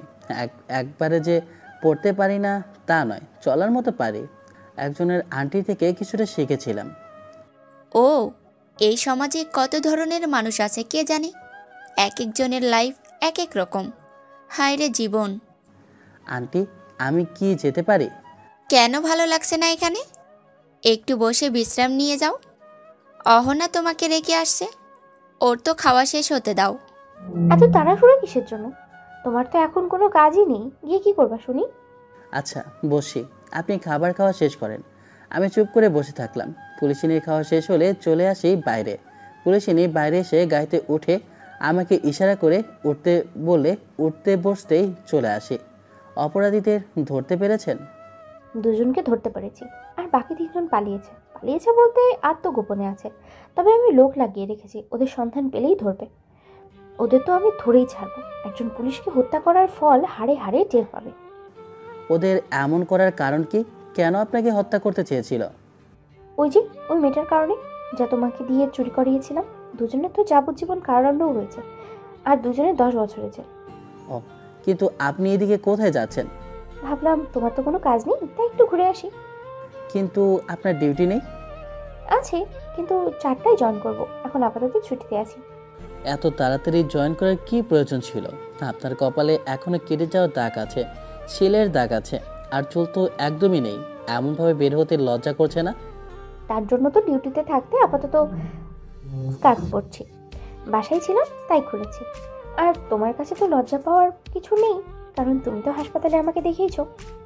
ও, এই ব্যাপার। কিন্তু আপনার মাথা ব্যথা করছে না? আমার তো মনে হচ্ছে একটু চিন্তা ভাবনা করলে আপনার মাথা ব্যথা করে। খুব বেশি প্রেশার পড়লে করে। এখন প্রয়োজন আছে এত চিন্তা ভাবনা করবার? আপনি আরও কিছুদিন বিশ্রাম নেন, তারপর ঠিকঠাক সুস্থ হয়ে তারপর আবার কাজ করেন। এখন ঠিকঠাক বিশ্রাম না নিলে পরবর্তীতে মাথায় সমস্যা হতে পারে। তাই না? আচ্ছা, ভেবে দেখি কি করা যায়। আমি আমার ফ্রেন্ডের সাথে কথা বলছিলাম, তো তো বললো যে দেওয়া যাবে। আপনার ফ্রেন্ড সে এত সহজে হয়ে গেল, কিন্তু কেমন কি করতে হবে? ওখানে যাওয়া লাগবে নাকি? তুমি গিয়ে কি কি লাগবে সেটা পছন্দ করে নিলে বেশি ভালো হতো। আমি বললে ফ্রি টাইমে পাঠিয়ে দেবে, কিন্তু আমার মনে হয় তুমি যদি চাও তাহলে বেশিই ভালো হবে। কিন্তু আমি তো কিছুই চিনি না, কখনো তো ঢাকায় যাইনি। এত ভয় পাচ্ছ কেন? তুমি কি ছোট বাচ্চা যে হারিয়ে যাবে? না তা নয়, কিন্তু সব কিছু রাখবো কোথায়? আমার বাড়িতে ওটা করা যায়, কিন্তু কতদিন রাখবো? আমি যদি ওখান থেকে স্বল্প মূল্যে নিয়ে আসতে পারি তাহলে তো পাইকারি দামে আমিও বিক্রি করতে পারি, ছোট দোকানদার থেকে বড় দোকানদারদের পর্যন্ত দিতে পারি। তা তো পারো, তাহলে তুমি তাই করো। কিন্তু তুমি তুমি প্রতিষ্ঠিত হও, আমি শুধু এটাই চাই। জি, বুঝলাম। আচ্ছা, আপনি আপনার ফ্রেন্ডের সাথে কথা বলে আমাকে বলবেন, তারপর ওনার ঠিকানা এবং নাম্বার দেবেন। আর কোনো সমস্যা হলে তো আপনি আছেনই। আমার ফ্রেন্ডের সাথে কথা বলবো, আর কখন তোমাকে ডাকছি সেটা তোমাকে জানাবো। আচ্ছা, এটি কি আপনার নিজের গাড়ি না সরকারি? আমার নিজের গাড়ি, আব্বু দিয়েছি, এই আর কি। ও বাহ, বেশ বড়লোক আছেন দেখছি। আরে তা না, এই গাড়ির দাম বেশি না, এই 15 লাখ টাকা নিয়েছিল। 15 লাখ বেশি না? বাপ রে বাপ, এত টাকাকে বলে বেশি না? কিন্তু এখানে গাড়ি দাঁড় করালেন যে? এখানে একটু বসবো তাই দাঁড়িয়েছি। কেন, কোনো অসুবিধা আছে নাকি? না, কোনো সমস্যা নেই, বসা যায়। তারপর দুজনে বসলাম, একটু দূরত্ব বজায় রেখে বসলাম। আচ্ছা, আপনি তো মনে হয় ওষুধ খাননি, তাই না? এই রে, খেয়েছে। আমার তো মেডিসিন নেওয়ার কথা মনেই ছিল না। তুমি না বললে মনেই হতো না। আম্মু যে বকা দিবে সেটা বুঝতেই পারছি। আচ্ছা, এখানে না বসে থেকে আপনি আপনার বাসায় গিয়ে ওষুধ খান। একবার মেডিসিন না নিলে কোনো সমস্যা হবে না, রাতে একবার মেডিসিন নিব। কি বলেন? 1 সেকেন্ডে কত কিছু ঘটে যায়, আর বলেন কিছু হবে না? দুপুরে ওষুধ রাতে নেবেন কেন? ডাক্তার কি এমনি এমনি দুপুরে খেতে বলেছে নাকি? দুপুরে যদি কোনো উপকার না থাকে তাহলে কি এমনি এমনি বলে খেতে? আরে যান, গিয়ে ওষুধ খেয়ে একটু বিশ্রাম নেন। তো এখন কি করছি? বিশ্রাম নিচ্ছেন, কিন্তু ওষুধ তো আর খাচ্ছেন না। বাসায় গিয়ে খেয়ে নেব। বিয়ে করবে কবে? দাওয়াত কি দিবে না? আপনার মনে হয় কেউ আমাকে তার মেয়ে দিবে? আরও কয়েক বছর পর পর একটা ব্যবসা হবে, ভালো একটা বাড়ি হবে, তারপর বিয়ে। তাহলে তো অনেক দেরি। এখন তোমার বয়স কত চলে? এই তো 24 চলছে। আমার থেকে দেখি তুমি 1 বছরের ছোটই আছো, কিন্তু তোমাকে দেখলে তো আমার থেকে বড় বড় লাগে। আমি যদি পরিপাটি ভালো পোশাক ভালোভাবে চলাফেরা করি তাহলে আমাকে আপনার থেকে ছোটই লাগবে। আমার যে বেশ তা তো দেখতেই পাচ্ছেন। কিন্তু তোমার কি কালো পোশাক পছন্দ হয়নি? মানে কালো পোশাক কি পছন্দ তোমার? মানে যখনই দেখি কালো রঙের শার্ট বা টি শার্টই পরে থাকো। জি, তেমনি। আমি কালো, তাই কালো রং পছন্দ। তুমি কালো? তুমি হলে শ্যাম বর্ণের। কিন্তু আমার কালো রঙের পোশাক বেশি ভালো লাগে। আপনার রং যেহেতু দুধে আলতা রঙের, তাই আপনাকে কালো রঙের শাড়ি, তারপর নীল রঙের শাড়ি, তারপর যেমন মেরুন রঙের শাড়িতে অনেক সুন্দর লাগবে। আমার মনে হয় আপনাকে সব রঙের শাড়িতে অনেক সুন্দর লাগবে। তাই? আমি কিন্তু ঠিক মতো শাড়ি পরতে পারি না। এত চেষ্টা করি, কিন্তু শাড়ি পরতেই পারি না। চেষ্টা করলে শিখে যাবেন। তারপর ওনার সাথে কিছুক্ষণ আড্ডা দিয়ে চলে আসি বাড়িতে। বাড়ি থেকে কাজে। তাতে আজকে তেমন বিক্রি হয়নি। একই বলে ব্যবসা, প্রতিদিন একই রকম কি হবে? তবে ধৈর্য ধরতে হবে, এই হচ্ছে কথা। এত তাড়াতাড়ি যদি সফলতা আসতো তাহলে তো হয়েই যেত। এমনভাবে বেশ কয়েকদিন গেল, বিক্রি বাট্টা মোটামুটি। দুপুরে পুলিশিনের ফোন এলো, সালাম দিয়ে রিসিভ করলাম। হ্যাঁ, জি বলেন। তুমি আজকে রাতে ঢাকার উদ্দেশ্যে রওনা দাও। আজকে রাতে বের হলে আগামীকাল সকাল হতে হতেই পৌঁছে যাবে। জি, আপনি সব কিছু বলে রেখেছেন তো? তুমি যাবা, কি কি লাগবে নিবা, তারপর বাকিটা আমার ফ্রেন্ড করে দেবে। প্রথমবার সব কিছু করে দিলে পরবর্তী থেকে তুমি নিজেই পারবা। বুঝলাম। তারপর ফোন রেখে দিলাম। তারপর রাতে বাসে উঠে পড়লাম। টিকিট আগে থেকেই কেটে রেখেছিলাম। পরের দিন চলে আসি ঢাকা। তারপর অহনা ম্যাডামের ফ্রেন্ডের কাছে আসি। তুমি কি আকাশ? জি স্যার। আর স্যার বলতে হবে না, ভাইয়া বললেই হবে। তুমি এগুলো বিক্রি করতে পারবে তো? জি ইনশাল্লাহ পারবো। সকালে নাস্তা করেছো? না, এখনো কিছু খাইনি। আচ্ছা আসো আমার সাথে, আগে নাস্তা করে নাও, তারপর সব কিছু ব্যবস্থা করে দিচ্ছি। মাথা নাড়িয়ে মাথা নাড়িয়ে ওনার সাথে একটা হোটেলে এসে খিচুড়ি খেলাম। তারপর ওনার সাথে ওনাদের ফ্যাক্টরি স্টোর রুমে গেলাম। এখানে সব স্যাম্পল আছে, তুমি দেখো তোমার কি কি লাগবে। তুমি দেখে বলো কতগুলো কি লাগবে। জি। তারপর ঘুরে ঘুরে দেখতে লাগলাম। ঘুরে সব কিছু দেখে রাসেল ভাইকে বললে সব কিছু লোক দিয়ে এক সাইডে রাখতে বলে, আর আমাকে একটা মেনু বানিয়ে দিল। এখন পিক আপ ভ্যান লাগবে এগুলো নিয়ে যেতে। পিক আপ ভ্যান বাইরে আছে, ওখানে সব কিছু লোড করতে বলছি। আর তুমি অহানাকে ফোন দিয়ে বলে দাও কত টাকা হয়েছে। জি ভাইয়া। পুলিশিনীকে ফোন দিতে রিসিভ করলো। তারপর ওনার সাথে কথা বললাম। উনি বললেন ওই ভাইয়ার অ্যাকাউন্টে টাকা পাঠিয়ে দিবে। আমি আর কি বলবো, ঠিক আছে বলে ফোনটা কেটে দিয়েছে। সব কিছু লোড করা শেষ হলে বাসার উদ্দেশ্যে রওনা দিলাম। তারপর রাতে বাড়িতে এসে পৌঁছাই। পুলিশিনীকে ফোন দিয়েছিলাম, উনিও এসেছেন। নামানোর শেষ করে পিক আপ ভ্যান চালককে টাকা দিতেই উনি চলে যায়। এখন তোমার গোল হলো এগুলোকে বিক্রি করা। তুমি পাইকারি বিক্রি করবা না নিজে বিক্রি করবা সেটা ভাবো। নিজে খুচরা বিক্রি করলে বেশি লাভ হবে এবং পাইকারি করলে একটু কম হবে। আমি দুইটাই করব। দেখি শান্ত এলো, তাই বললাম তুই তাহলে এসেছিস? ওস্তাদ। ওয়ালাইকুম সালাম। ম্যাডাম কেমন আছো? ওয়ালাইকুম আসসালাম। আলহামদুলিল্লাহ ভালো, তোমার কি অবস্থা? আলহামদুলিল্লাহ ভালো ম্যাডাম। ওস্তাদ আগামীকাল থেকে কাজ শুরু করে দেই তাহলে।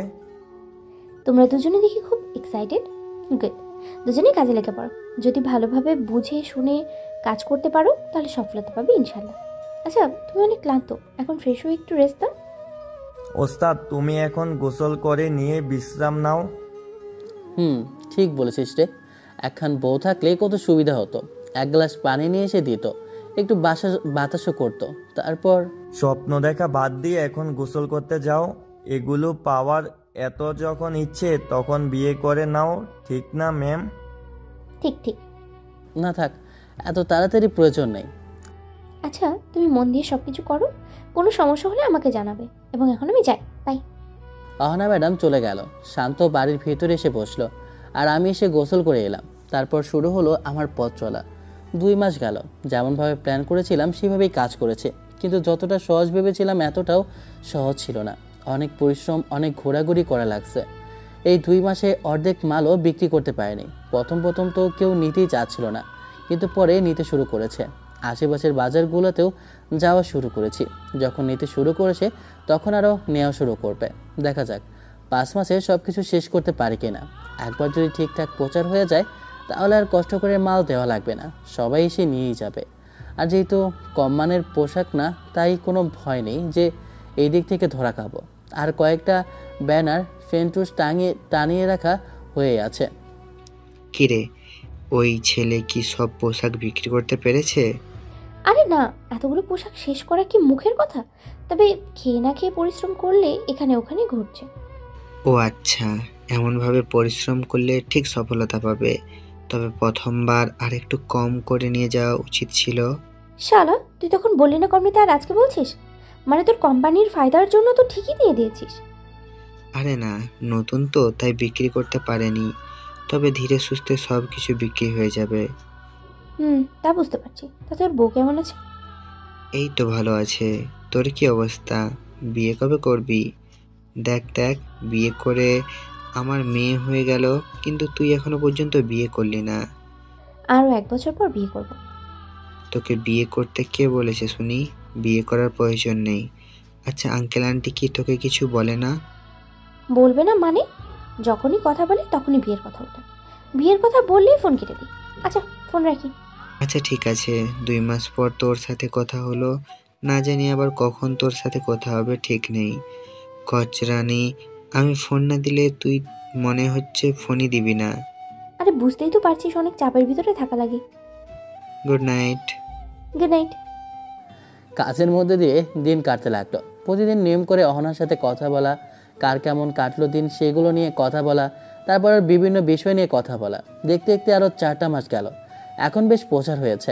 এখন এখানে ওখানে ঘুরে বেড়াতে হয় না, দোকানিরা এসে নিয়ে যায়। আমাদের বাজার থেকে আশেপাশে বাজার থেকে আসে। বাকির কোনো চান্সই নেই। প্রথম স্টিপে যদি বাকি দিই তাহলে ফাঁকি তো দেবে, আর এই ব্যবসায় কোনো বাকি চলে না। মাল শেষ হয়েছে, এবার ভেবেচিন্তে নিয়ে আসতে হবে। আর হ্যাঁ, একটা বড় দোকান ভাড়া নিয়েছি, ওখানে এখন সব কিছু রাখছি আর ওখান থেকে বিক্রি করছি। শুক্রবার করে বন্ধ রাখি, আজকেও বন্ধ আছে। বিকেলে চুপচাপ বসে আছে, তখন কোথা থেকে একটা মেয়ে একটু দূরত্ব বজায় রেখে বসলো। আগে কখনো মেয়েটাকে দেখেছি বলে মনে হচ্ছে না। কিছু না বলে চুপ করে আছে আর নদীর দিকে তাকিয়ে আছে। ভাবছি এবার কতগুলো নিয়ে আসবো আর কতদিনে শেষ হবে। আপডেট কিছু তো নিয়ে আসতে হবেই। এখানে কি প্রতিদিন আসা হয়? জি। বলছি এখানে কি প্রতিদিন আসা হয়? চমকে উঠে বললাম, না, শুক্রবার করে শুধু আসা হয়। কেন বলুন তো? না, এমনি জিজ্ঞেস করলাম। মনে হচ্ছে খুব গভীর চিন্তা ভাবনা করছেন। যেচে পড়ে কথা কেন বলতে এলো বুঝলাম না। না, মেয়েটাকে আমার সুবিধা মনে হচ্ছে না। নিশ্চয়ই কোনো না কোনো মতলব আছে। এই পুলিশিনী কখন আসবে কে জানে। আমাকে এখানে আসতে বলে ওনার কোনো খবরই নেই। এদিকে ওদিকে দেখছেন, কারোর জন্য কি অপেক্ষা করছেন? আমি কিন্তু আপনাকে জানি। কিভাবে? কেউ আমাকে চেনে বললেই বুকের ভেতর ধুক করে ওঠে। না জানি কোন কর্মের মাধ্যমে চেনে। এই জিন্সটা আপনার থেকেই নেওয়া। আপনাকে একা বসে থাকতে দেখে এখানে এলাম। ভাবলাম আপনি একা আছেন আর আমিও আজকে একা আছি, তাই ভাবলাম আপনার সাথে কথা বলি। ও আচ্ছা, এতক্ষণে হাত ছেড়ে বাঁচলাম। কোনো প্রবলেম? খুব দীর্ঘশ্বাস ছাড়ছেন যে? আরে না, তেমন কিছু না, এমনি। ও আচ্ছা, নতুন কোনো টি শার্ট আছে নতুন ডিজাইনের? আর 3 দিন পর গেলে নতুন কিছু পেতে পারেন। কাস্টমারের চাহিদা কেমন বুঝতে পারছি, কিভাবে দাম দর করতে হবে শিখেছি। এই কয়েক মাসে অনেক কিছু শিখেছি। আচ্ছা ঠিক আছে। আচ্ছা থাকেন, আমি যাই, আমার ফ্রেন্ডরা চলে এসছে। আজকে তেমন কথা বলা হলো না, পরের বার দেখা হলে অবশ্যই কথা বলা যাবে। মেয়েটা উঠিয়ে চলে গেল। কথা বলেই পরিচিত হওয়া যায়, এই হচ্ছে কথা। তুমি যত কথা বলতে পটু তত তোমার পরিচিতি। আর একটু বসে থাকতেই পুলিশিনী ওরফে অহনা ম্যাডাম এলো। আসতেই বললাম, আপনার দেখি কোনো খোঁজ খবরই নেই, এতক্ষণ লাগে আসতে? শাড়ি পরতে গিয়ে দেরি হয়ে গেছে। বাহ, আপনাকে তো অনেক সুন্দর লাগছে। ব্রাউন রঙের শাড়িতে আপনাকে বেশ মানিয়েছে। মনে হচ্ছে কোনো অপ্সরা নদীর তীরে নেমে এসেছে। ওই প্যাডা এমনভাবে আপনাকে দেখলে শুধু আফসোস করতো, বলতো ইস রে, ছেড়ে যে কি ভুলটাই না করেছে। তোমাকে এটা বলেছি আমার এক্সের কথা বলবা না। আপনি রাগলে আপনাকে অনেক সুন্দর লাগে। মূলত আপনাকে রাগানোর জন্য আপনাকে আপনার এক্সের কথা বলা। শয়তান ছেলে, যাও, তোমার সাথে কথাই নেই। আহা, রাগ করেন কেন? আজকে তো আমি ঢাকাতে যাচ্ছি মাল নিয়ে আসার জন্য। আপনি যদি বলেন তাহলে আপনাকে আপনার 1 লাখ টাকা দিতে পারি, বাকি 50,000 টাকা পরে নিতে হবে। আগে তুমি ঢাকা থেকে ঘুরে আসো, তারপর এই বিষয়ে তোমার সাথে কথা বলবো। আপাতত তোমার অ্যাকাউন্টে টাকাগুলো জমা রাখো, অথবা আবার বিজনেসে ইনভেস্টমেন্ট করো। আমার কোনো টাকার প্রয়োজন হচ্ছে না। আচ্ছা ঠিক আছে। আজকে শাড়ি পরে আসলেন যে? আমার শাড়ি পরতে ইচ্ছে হলো তাই শাড়ি পরে আসলাম। কেন, শাড়িতে ভালো লাগছে না? না, আপনাকে অনেক সুন্দর লাগছে। আচ্ছা, আপনি যে এমনভাবে ঘুরছেন, আপনার কোনো সমস্যা হবে না? আমার প্রফেশনাল লাইফের সাথে পার্সোনাল লাইফের কোনো সম্পর্ক নেই। এখন কি করলাম না করলাম তাতে কার কি? আর এটা তো অপরাধ না। এমন নয় যে শাস্তি থেকে বেঁচে যাব। যখন আমি অপরাধ করব তখন আমাকেও শাস্তি পেতে হবে। আইন সবার জন্যই সমান। বুঝলাম। এত সুন্দর করে সেজে আসা ছেলে পটানোর জন্য নাকি? হ্যাঁ, তেমনটাই ভাবতে পারো। শখের তো আর কোনো বেড়া নেই যে তার জন্য সাজবো। সে যাই হোক, আগে থেকে অনেকটাই আপডেট হয়েছো। আর একটু হলেই মেয়ে পড়াতে শুরু করবে। থাক, তার আর দরকার নেই। এমনভাবেই ঠিক আছে। যদি কোনো মেয়ে এখন জীবনে আসে তাহলে আমার সব কিছু লন্ডভন্ড হয়ে যাবে। কম করে হলো 1 বছর এইসব থেকে দূরে থাকতে হবে। Good decision. চলো কিছু খাই। আসেন, আজকে কিন্তু বিল আমি দিব। ও আচ্ছা, এই ব্যাপার, চলো তাহলে আজকে তোমাকে ভিখারি বানিয়ে ছাড়বো। কত কি খাবেন এই কয়েক মাসে জানা আছে। উঠে একটা ফুচকাওয়ালার কাছে এসে চেয়ারে বসলাম। 2 প্লেট ফুচকা অর্ডার দিয়ে বসে থাকলাম। দুজনে কথা বলতে বলতে ফুচকা দিলে খেয়ে সন্ধ্যা পর্যন্ত আটা দিয়ে বাড়িতে এলাম। তারপর রাতে ঢাকার উদ্দেশ্যে রওনা দিলাম। পরের দিন যথারীতি ফ্যাক্টরিতে পৌঁছে গেলাম। আসসালামু আলাইকুম ভাইয়া, কেমন আছেন আপনি? আমার অবস্থা ভালো, কিন্তু তোমার কি অবস্থা? আলহামদুলিল্লাহ ভালো। আপনার কি নাস্তা হয়ে গেছে? হুম, তোমার না হলে চলো, আসো আমার সাথে। আসেন, আপনিও খান। আমি একা একা খাবো আর আপনি বসে থাকবেন, এটা কেমন কথা? আরে না, সকালে খেতে খেতে এখন কিভাবে খাই? আচ্ছা আসো আমার সাথে। রাসেল ভাইয়ের সাথে একটা রেস্টুরেন্টে এলাম। উনি খিচুড়ির কথা বলে এসে বসলো। তারপর বলল, তুমি এমনভাবে মাল নিয়ে যাও যেন তুমি 2 থেকে 3 মাসে শেষ করতে পারো।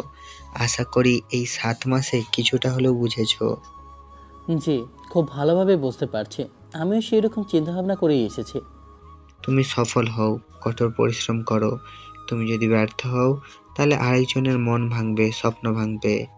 ঠিক বুঝলাম না, আমার স্বপ্নের সাথে আবার কার স্বপ্নের মিল আছে? কেন তুমি বুঝতে পারো না? না বুঝো, না বোঝার ভান করছো, এটা কিন্তু মোটেও ঠিক না। তোমার জন্য এত কিছু করেছে আর তুমি বলো কিছুই জানো না। সত্যি ভাইয়া, আপনার কথা কিছুই বুঝতে পারছি না। যদি বুঝতে পারতাম তাহলে কি আপনাকে বলতাম না? আপনি পরিষ্কার করে বলেন। তুমি দেখি সত্যি বোকা। আচ্ছা অহনা তোমার জন্য এত কিছু কেন করেছে? তুমি কি সেই প্রশ্ন নিজেকে করেছো? করেছি, আর উত্তর হিসেবে পেয়েছি উনি হয়তো ওনাকে সাহায্য করার প্রতিদান দিতে চাইছে। সত্যি তুমি একটা বোকা। অহনা তোমাকে পছন্দ করে, হয়তো তোমাকে ভালোবেসে তোমাকে তার যোগ্য করে তুলতেই এত কিছু করেছে। তোমাকে উৎসাহ দিচ্ছে, বিভিন্ন ধরনের সাহায্য করছে, ইভেন টাকা পয়সা তো দিয়েছে। তার পরিবার যেন তোমাকে কোনোভাবে রিজেক্ট করতে না পারে, তাই এত কিছু করেছে। সত্যি বলতে আমি এভাবে ভেবে দেখিনি। তাহলে আমাকে তো থেমে গেলে চলবে না, কঠোর পরিশ্রম করতে হবে, আমাকে সফল হতে হবেই। এটা মাথায় রাখো। এখন তুমি যেই স্বপ্ন দেখে এগিয়ে যাচ্ছ, ওটা যদি কোনোভাবে ভেঙে যায় তাহলে আরেকজনের স্বপ্ন ভঙ্গ হবে। এখন থেকে মাথায় থাকবে। আমি কখন এভাবে ভেবে দেখিনি। আমি ভেবেছি যে উনি ফ্রেন্ড হয়ে এমন করছে, আর ওনাকে যে সাহায্য করেছি সেটার প্রতিদান হিসেবে সাহায্য করছে। এখন যেহেতু সঠিকটা জানলে, সেহেতু মন দিয়ে কাজ করো। জি। তারপর খাওয়া শেষ হতেই চলে এলাম। তারপর মাল নিয়ে মেমো আর বিল দিয়ে আবার পিক আপ ভ্যান নিয়ে চলে আসি। দোকানে এসে মাল নামিয়ে গাড়িওয়ালাকে টাকা দিতেই চলে গেল। ভাই এবার বিয়েটা করে নাও, দেখো আমি বিয়ে করে কত ভালো আছি। না রে, অনেক পরিশ্রম করতে হবে, একজনের লেভেলে যেতে হবে, তার যোগ্য হতে হবে, তার স্বপ্ন পূরণ করতে হবে, তাকে নিচু হতে দেওয়া যাবে না। কি বলবো ভাই, কিছুই তো বুঝলাম না, কার কি করতে হবে? আরে জানতে পারবি, খুব তাড়াতাড়ি জানতে পারবি। যাই, বাড়িতে গিয়ে গোসল করে একটু বিশ্রাম নেই, তুই দোকান বন্ধ করে চলে আসবি। আচ্ছা ঠিক আছে ভাই। তারপর বাড়িতে এসে গোসল করে বিছানায় শুয়ে রাসেল ভাইয়ের কথাগুলো ভাবতে লাগলাম। আর আমি কিভাবে জানবো যে উনি আমাকে পছন্দ করেন? আর ওনাদের যে ডেঞ্জারাস পরিবার, না জানি কি হবে। যা হবে ওদিক ভেবে লাভ নেই। এখন দুজনের স্বপ্ন নিয়ে ভাবি। এতদিন ছিল শুধু আমার, কিন্তু এখন দুজনের। কিন্তু এটা যে আরেকজনের স্বপ্ন, সেটা কখনো কল্পনাতেও ভাবিনি।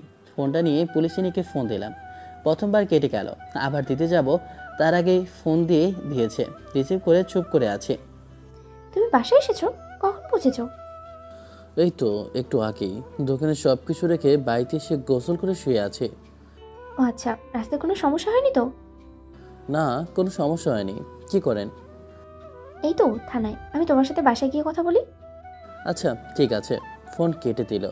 আমি চুপ করে শুয়ে ভাবতে থাকলাম এই 7 মাসে কি হলো সেগুলো নিয়ে। শুয়ে থাকতে থাকতে কখন যে ঘুমিয়ে গেছে জানিই না। দরজায় টোকা পড়াতে ঘুম ভাঙলো। উঠে গিয়ে দরজা খুলে দেখি শান্ত। কি রে, এসেছিস? এই নাও টাকা, আর এই নাও কত টাকার কি বিক্রি করেছি সেটার হিসেব। এগুলো দেখার প্রয়োজন নেই, তোর ওপর বিশ্বাস আছে তাই তোকে দায়িত্ব দিয়ে গেছে। ছোট থেকে দেখে আসি না তুই কেমন। আশা রাখি তুই কখনো আমার বিশ্বাস ভাঙবি না। মরে যাব ভাই, তারপরও তোমাকে কখনো ধোকা দেব না। থাক, মরতে হবে না। আচ্ছা তুই তাহলে যা, তোর বউ আবার অপেক্ষা করছে তোর জন্য। বিয়ের পর তো আর তোকে রাতে বের হতেই দিচ্ছে না।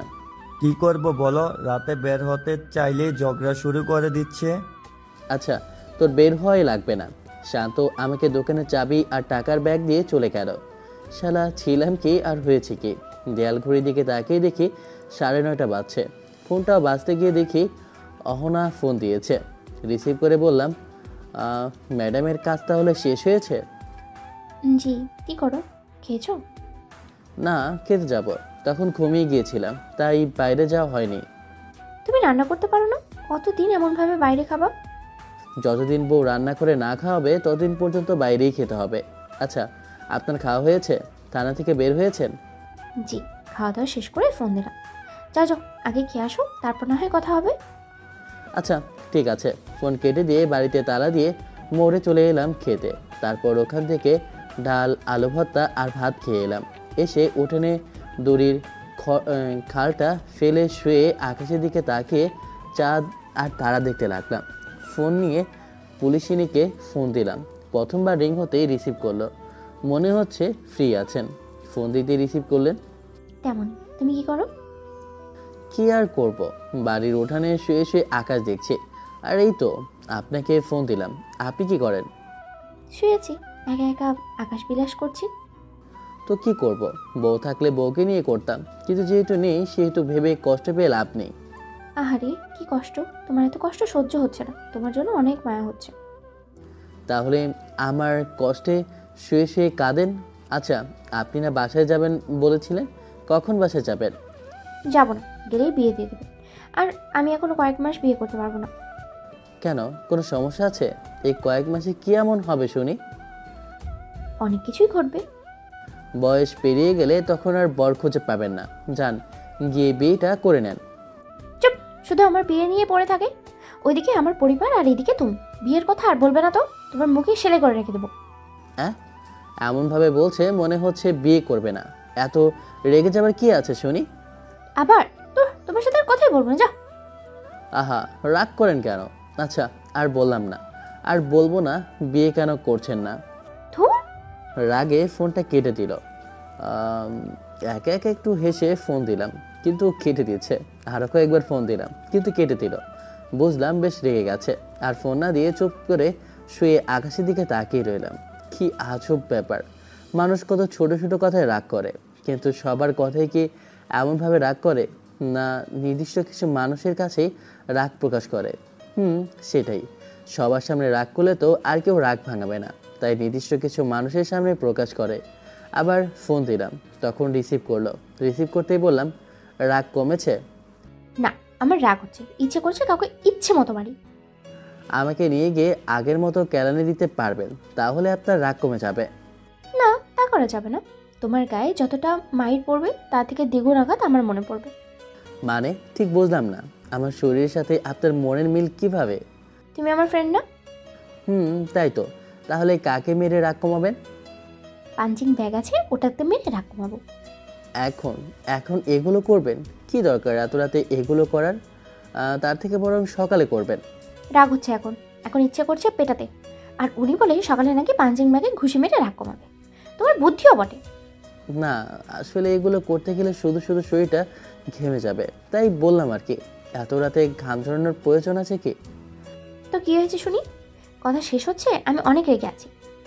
তো আমি কি করতে পারি এখন? তোমাকে কিছু করতে হবে না, যা করার আমিই করতেছি। অহনা এর মধ্যেই পাঞ্চিং ব্যাগে যে ঘুষি মারতেছে বুঝতে পারছি। কি মেয়েরই বাবা, রাগ উঠলে নাকি মারতে ইচ্ছে করছে। আমি চুপ করে আছি, আর অহনা ম্যাডাম পাঞ্চিং ব্যাগে পাঞ্চিং করছে। একটু পরে বলল, কি হলো, চুপ করে আছো যে? কি বলবো শুনি? আমার ঘুম পাচ্ছে, ঘুমিয়ে যাব। আপনি ওইগুলো ছেড়ে এখন ঘুমিয়ে পড়েন। আমি এখন গিয়ে ঘুমিয়ে যাব। এই যে, গুড নাইট। জি, ঘুম আসে, তাই ওখান থেকে বিছানায় এসে ঘুমিয়ে গেলাম। এমনভাবে দিনগুলো কাটতে লাগলো। হাই ভাইয়া, কেমন আছেন? এই তো ভালো, আপনি কেমন আছেন? নতুন কি কালেকশন আছে? শান্ত ম্যামকে জিন্স আর টি শার্টগুলো দেখাতো। আমার কথা শুনে শান্ত মেয়েটাকে পোশাক দেখাতে লাগলো। মেয়েটা পোশাক নিয়ে বিল দিয়ে চলে গেল। কি একটা অবস্থা! এখন মেয়েরা ছেলেদের পোশাক পরা শুরু করেছে। সব পারিবারিক শিক্ষা। দেখতে দেখতে আরও কয়েক মাস কেটে গেল। অহনা ম্যাডামকে বুঝতে দিইনি যে আমি সব কিছু জানি, আর রাসেল ভাইয়া হয়তো পুলিশিনীকে বলেনি যে উনি আমাকে সব কিছু বলেছে। দেখতে দেখতে বিজনেসটা বেশ বড় হয়েছে। এই 1 বছরে কত পরিশ্রম, কত কি যে হয়েছে তার ঠিক নেই। শান্তকে মাসে 15,000 টাকা করে বেতন দিই। ভাবছি আর কিছু বাড়িয়ে 20,000 টাকা দেব। এখন শান্তকে দিয়ে 2 জন কাজের লোক। মাঝে মধ্যে আমার জীবনচক্রকে নিয়ে হাসি। প্রায় শালা ছিলাম চোর, তারপর হলাম কর্মচারী, তারপর হলাম ব্যবসায়ী। পুলিশিনী আমাকে যে 1.5 লাখ টাকা দিয়েছিল ওইটা এখনও দেয়নি। আজকে শুক্রবার, দোকান বন্ধ। বিকেলে লেকের পাড়ে বসে আছে আর পুলিশিনীর জন্য অপেক্ষা করছে। ভাইয়া, ওই আপুর জন্য অপেক্ষা করছেন তাই তো? আজকে ফ্রেন্ড সার্কেল নিয়ে এসেছেন মনে হচ্ছে। জি, কিন্তু আপু এখনো আসলো না যে? এত দেরি করে কেউ আসে? আরে সমস্যা নেই, চলে আসবে যখনই হোক। উনি কি আপনার গার্লফ্রেন্ড? না, শুধু ফ্রেন্ড। তবে উনি আমাকে পছন্দ করে, সেটা জানি আর বুঝিও। ও আচ্ছা, কিন্তু আপনি ওনাকে পছন্দ করেন না? করি, কিন্তু বলিনি। আর বুঝতেও দেয়নি যে আমি ওনাকে পছন্দ করি। আরে বলে দেন, তখন দেখা যাবে হারিয়ে ফেলছেন। সেই ভয় নেই, আমার থেকে ওনার আমাকে হারানোর ভয় বেশি আছে। আমি জানি উনি আমাকে অনেক ভালোবাসে। এতদিন ধরে অপেক্ষা করার কারণ হচ্ছে ওনার যোগ্য হওয়া, যেন ওনার পরিবার সহজে রিজেক্ট না করতে পারে। ও আচ্ছা, এই ব্যাপার। এখন তো মনে হচ্ছে আপনি ওনার যোগ্য হয়ে গেছেন। এখন বলতে অসুবিধা কোথায়? না, তবে আরও একটু সময় নেব, কারণ আমার বাড়ি বানাতে হবে। জমি নিয়েছি, এখন বাড়ি বানাতে হবে। ও, ওই যে উনি চলে এসেছেন। আচ্ছা, আমি যাই, আপনি থাকেন। আর আপনাদের জন্য শুভকামনা রইল। ধন্যবাদ। মেয়েটা উঠে চলে গেল। অহনা পাশে এসে বসলো। মনে হচ্ছে রেগে আছে, কিন্তু কেন রেগে আছে বুঝলাম না। আপনি রেগে আছেন যে? কোনো সমস্যা হয়েছে? ওই মেয়ে তোমার সাথে কি করছিল? কেন তুমি ওই মেয়ের সাথে কথা বললো? আরে এসব ছাড়েন, আগে শোনেন ঘটনা কি। কি হয়েছে বলো? একটা মেয়ে কতটা বোকা হলে আমাকে পছন্দ করে? না আমি পড়ালেখা জানি না, আমি তার মতো সুন্দর না, তাদের মতো বড়লোক। তারপরেও সে কীভাবে আমাকে পছন্দ করতে পারে আমার বুঝে আসে না। আর আমাকে বিয়ে, আবার সারা জীবন পাশে থাকার চিন্তা ভাবনাও করে। নিশ্চয়ই ওই মেয়েটা। আজকে তো আর হচ্ছে। কি করবেন শুনি? সারা জীবন কি আপনি এমনভাবে আমার পাশে থাকবেন নাকি? আমাকে তো বিয়ে করতে হবে, তাই না? সংসার করতে হবে। এমনভাবে কি একা জীবন পার করা যায়? এখন জেলাস ফিল করছেন আর রেগে যাচ্ছেন, কিন্তু যখন আমার বউ আমার পাশে থাকবে তখন কি করবেন শুনি? তুমি আমার সাথে ফ্রেন্ডশিপ শেষ করে দেবে? আমার সাথে আর কথা বলবে না? আমি কি সেটা বলেছি? আমি বলছি আপনি সেই সময় কি করবেন। পুলিশিনী চুপ করে আছে। ওনার চুপ করে থাকা দেখে বললাম, তাহলে এখন এত রেগে যাচ্ছেন কেন? আমার পাশে কে বসলো, কে কথা বললো, তাতে এত রাখছেন কেন? ওনার চুপ থাকা দেখে ওনার দিকে তাকিয়ে দেখি চোখে পানি ছলছল করছে। কি আর করবো? খুন করবো? আইনের লোক হয়ে আপনি নিজের হাতে আইন তুলে নেবেন, এমনটা আপনার থেকে আশা করিনি ম্যাম। আমার ভালো লাগছে না, আমি বাসা যাব। আমার কেমন ভালো লাগছে। আসলেন আড্ডা দিবেন, এখানতে সময় কাটাবেন, অথচ বলছেন চলে যাবেন। বিষয়টা কেমন হয়ে গেল না? কিছুক্ষণ বসে থাকেন, তারপর যাবেন। আপনার তো কোনো কাজ নেই, বাসায় গিয়ে কি করবেন শুনি? এখানে বসে থাকতে ভালো লাগছে। আপনি বলেন, আমার সাথে বসে থাকতে ভালো লাগে, আমার সাথে কথা বলতে ভালো লাগে, আমার সাথে সময় কাটাতে ভালো লাগে, আর এখন বলছেন ভালো লাগছে না। কেন ভালো লাগছে না তা জানতে পারি? সত্যি কি তুমি বুঝতে পারছো না? বুঝতে পারলে কি আপনাকে জিজ্ঞেস করতাম? কথা বলতে বলতে পকেট থেকে রিংটা বের করলাম, তারপর ডান সাইড থেকে উঠে সামনে বসলাম। আচ্ছা, বিনা অনুমতিতে একটা কাজ করলাম। অহনার হাত ধরে আংটিটা পরিয়ে দিলাম। অহনা আমার দিকে তাকিয়ে আছে, চোখের কোণে পানি। একটু তাকিয়ে থেকে মাথা নিচু করে নিল, মনে হচ্ছে কান্না করছে। সামনে থেকে উঠে আবার পাশে গিয়ে বসলাম। এখনও মাথা নিচু করে আছে। মেয়ের কি আজব, সুখেও কাঁদে, দুঃখেও কাঁদে। আর না থাক, ওটা বলা যাবে না। থুতনি ধরে মাথা উঁচু করে বললাম, এমনভাবে মাথা নিচু করে আছেন কেন? আমি সব কিছু জানি। দ্বিতীয়বার যখন ঢাকা গেলাম তখন রাসেল ভাইয়া সব বলেছে। আমি আপনার বিষয়টা কখনো এমনভাবে ভাবিনি। ভাবতাম হয়তো আপনি ফ্রেন্ড হয়ে বা আপনাকে সাহায্য করার জন্য প্রতিদান দিচ্ছেন। যখন রাসেল ভাইয়া বলল তখন থেকে আমার ধারণা চেঞ্জ হলো। আপনি না বললে আর আমি না বুঝলে হয়তো আমি অন্য কারো হয়ে যেতাম। আমি তোমাকে অন্য কারোর হবার আগে আমার করে নিতাম। কোথায় কিছু তো বলিনি। আপনাকে না বলে যদি প্রেম করতাম তখন কি হতো? কিছু করার ছিল না। আমার মতো ছেলেকে আপনার মতো মেয়ে কী কারণে পছন্দ করলো আমার বোঝে আছে না। না পড়াশোনা জানি, না আপনার যোগ্য, ছিলাম চোর, তারপর কাজের ছেলে, আর সব কিছু তো জানেন। সব কিছু জানার পরেও কেন এমন করলেন? আমি জানি না। আচ্ছা বলতে হবে না। আর কত কাঁদবেন? এখন তো চোখ মোছেন। রিঙ্কিটার কি প্রয়োজন ছিল? যদি তোমার ব্যবসার ইনভেস্ট করতে, তাহলে এখান থেকে কিছু বাড়তো। এটার দাম কত শুনি? জেনে কি হবে শুনি? এটা আমার সাধ্যের মধ্যে গিফট প্লাস বিয়ে রিং। যখন পারবো তখন আরও কিছু দেব। রিংটা অনেক সুন্দর, ধন্যবাদ। জি। তারপর কিছুক্ষণ বসে থেকে উঠলাম। আসবার সময় হাত ধরতে গিয়েও সাহসে কোলাচ্ছে না। তখন কিভাবে সাহস এসেছিল জানি না। হাতের কাছে হাত নিয়ে গিয়ে সরিয়ে নিয়েছে। আমার অবস্থা বুঝতে পেরে আমার হাতের মধ্যে হাত রাখলো। আমিও ভয় না পেয়ে হাতটা ধরলাম। ফিলিংসটা কেমন বলে বোঝানো অসম্ভব। তারপর চলে আসি বাসায়। আমার বাড়ির সামনে নেমে গেলাম। আর অহনা চলে গেল। এমনভাবে কয়েকদিন গেল। আজকে অহনার বাসায় আমাকে ডেকেছে, তাই এসেছি। ওনার আব্বু আর আম্মু এসেছে। কেন ডেকেছে বুঝতে পারছি। কলিং বেল দিতেই কেউ দরজা খুলে দিল। তাকে দেখি অহনা দাঁড়িয়ে আছে। মুখে তার মুচকি হাসি। কোনো সমস্যা হবে না তো? আমার কিন্তু অনেক ভয় করছে। আরে কিছুই হবে না, আমি আছি না। ঠিক আছে। মাথা নাড়িয়ে ওনাদের কাছে এসে সালাম দিলাম। আসসালামু আলাইকুম আন্টি। আসসালামু আলাইকুম স্যার। ওয়ালাইকুম আসসালাম, বসো। জি। সোফায় বসলাম। না জানি কি বলবে। বুকের ভিতর ধুকপুক ধুকপুক করছে। যেই ভয় লাগছে কি যে বলবো কি জানি। আমি চুপ করে আছি। আমার মেয়ের জীবন বাঁচানোর জন্য তোমাকে ধন্যবাদ। তখন তোমার সাথে দেখা করতে পারিনি। এইসবের কোনো প্রয়োজন নেই স্যার। মানুষের জন্য অতটুকু করাই যায়। ওহো, এইখানে আসার পরে তোমার অতীত থেকে বর্তমান পর্যন্ত সব কিছু জানলাম। অতীত নিয়ে না কথা বলাই ভালো। অপরাধ করা ছেড়ে এইসব করছো শুনে ভালো লাগলো। আমার মেয়ে সব কিছু বলেছে, তারপরও তোমার কাছে জানতে চাই। আচ্ছা, তুমি কি নিজেকে আমার মেয়ের যোগ্য মনে করো? জি না, এখন পর্যন্ত হতে পারেনি। তবে পুরোপুরি চেষ্টা করছি আপনার মেয়ের যোগ্য হবার। ইনশাল্লাহ ভবিষ্যতে হয়ে যেতে পারবো। ওহো আচ্ছা, তোমার বাৎসরিক আয় কত? আমি সেভাবে কখনো হিসেব করিনি। তবে আমি মাসিক হিসেব করে দেখেছি যে কখনো 40,000 হয়েছে, কখনো 50 হয়েছে, আবার কখনো মাসে 70 থেকে 80 পর্যন্ত গেছে।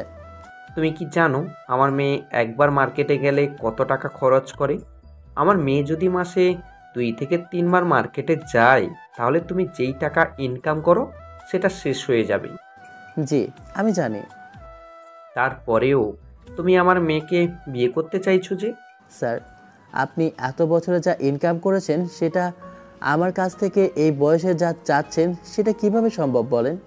আপনার বাবার থেকে হয়তো অনেক কিছু পেয়েছেন, কিন্তু আমি কিছুই পাইনি। আমার এই পৃথিবীতে কেউ নেই, না অতীতে ছিল। সব কিছু নিজের পরিশ্রমে করেছি। আপনার 3 ভাগের 1 ভাগের সম্পদ বর্তমানে আমার কাছে নেই, কিন্তু ভবিষ্যতে হবে বা আপনার থেকে বেশি হবে। কিছু না মনে করলে একটা কথা বলি। আমি যতটুকু শুনেছি আপনার বাবার অনেক টাকা ছিল, ওখান থেকে আপনার অনেক ধন সম্পদ। ওগুলো যদি আপনার না থাকতো তাহলে আপনি যা বেতন পান সেটা দিয়ে আপনার মেয়ের মাসে কয়বার শপিং করা হতো? আর হতো না। আর না, শপিংয়ে গিয়ে এত টাকা খরচ করাও হতো না।